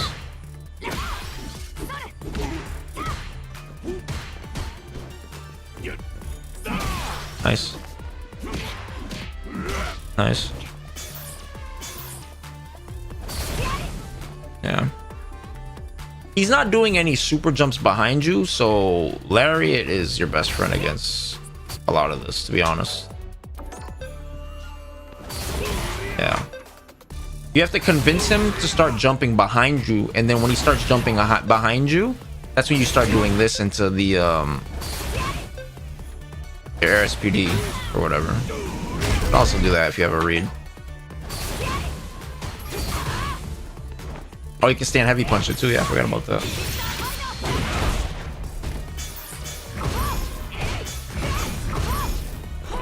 Oh yeah, the whiff punish. Yeah, I didn't have to attack there. You could perfect parry between that. You can actually lariat between that, and you don't have to. You're blessed because you have a 2-button. Oh, it's. Oh, never mind. Oh, you have to stand block it. Oh no, that's for the. Never mind. Okay, so what you could do is when you see her, like, if you think she's going for this, you could DI it. You could hard read with a DI. Or you could buff her super. Right? No, guess not. Okay. I think he's trash. You could punish like this, or you could just perfect parry. I think that's the best, to be honest. It's a perfect parry of this.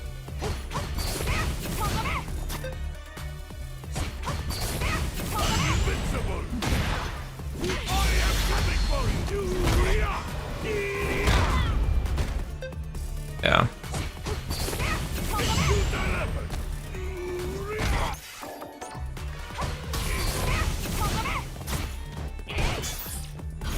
Also, she's super minus when she does this. If she does button into seismal feint, look how minus she is. She's like minus, what's that, 3, 6, 9, 10? She was minus 10. Oh, I didn't even see that the thing showed. Yeah, so you could have actually punished this. If you have a read. Let me see.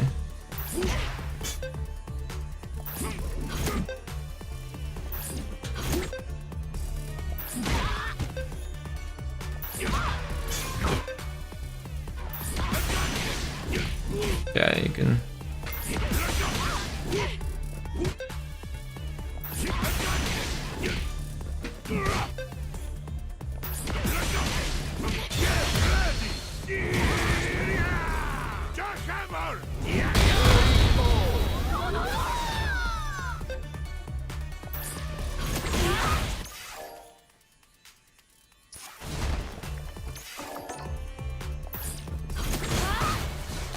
Oh, you could have killed.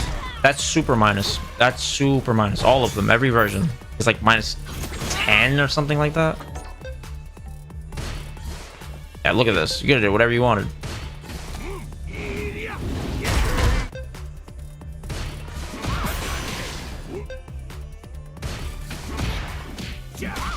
Oh, you could have headbutt actually.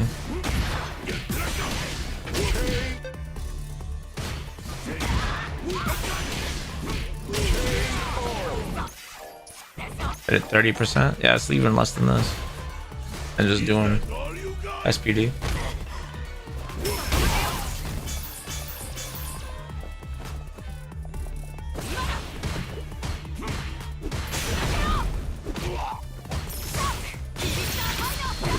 Nice.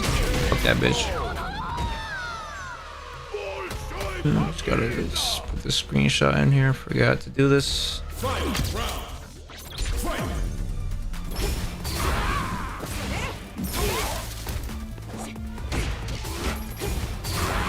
See, now he's starting to do this. This is where all the trickery comes out, is these round 3 scenarios, right? So if you have a read, I do not mind if you hard read this with this. I don't mind this. But I think this is worth it.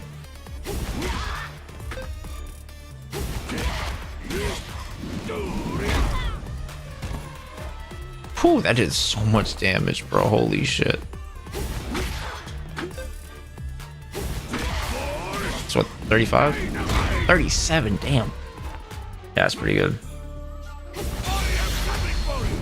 That sucks.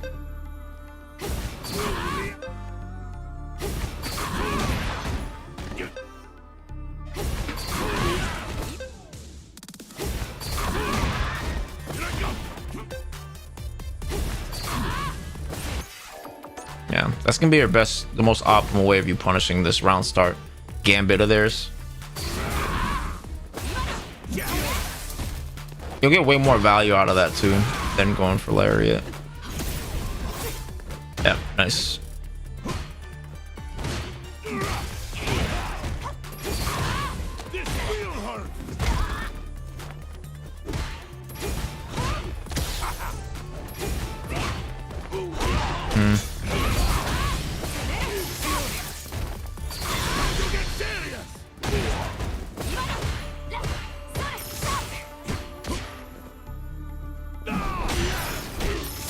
I think another thing too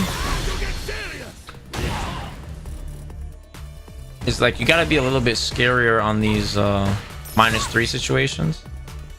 Like right here, you gotta put fear in this motherfucker, bro. Like you have to make a comeback. You know?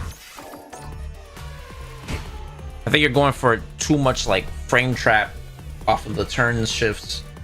You gotta start command grabbing him, putting that fear in him. He's just been kind of blocking a lot in these type of situations or trying to steal turns with buttons.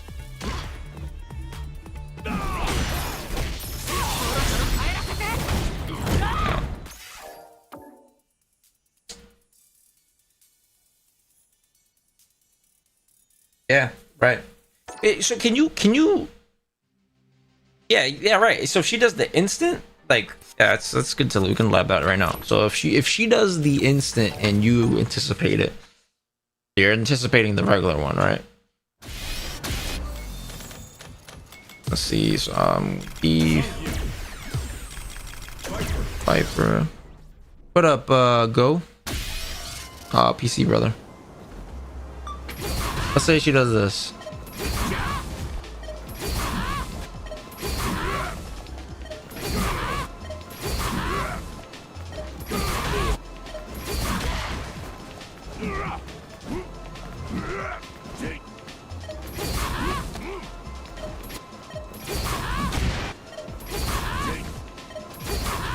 Might be able to actually confirm both the wait. Let's see if we can do that.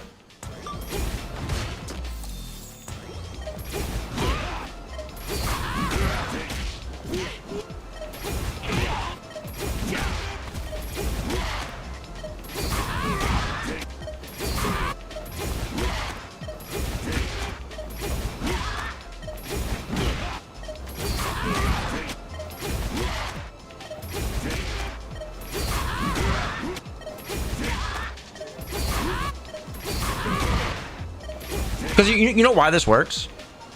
You know why this works, Pappy?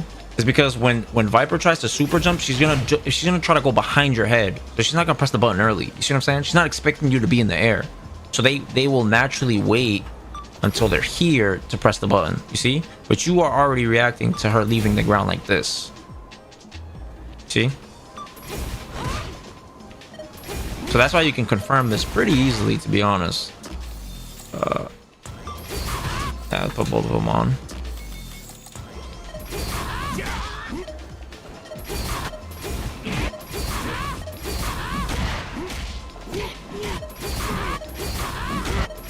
Ooh.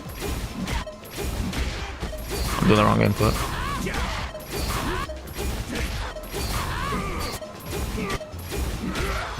I'm doing the wrong input.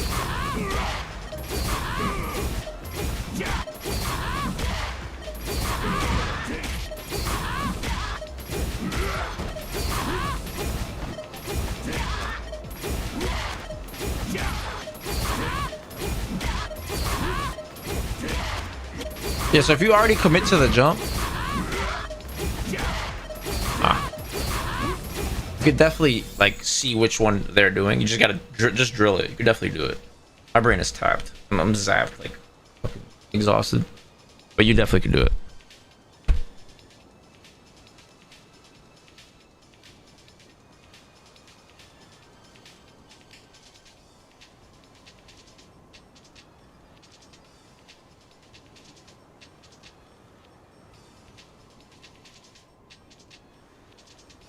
no problem, bro.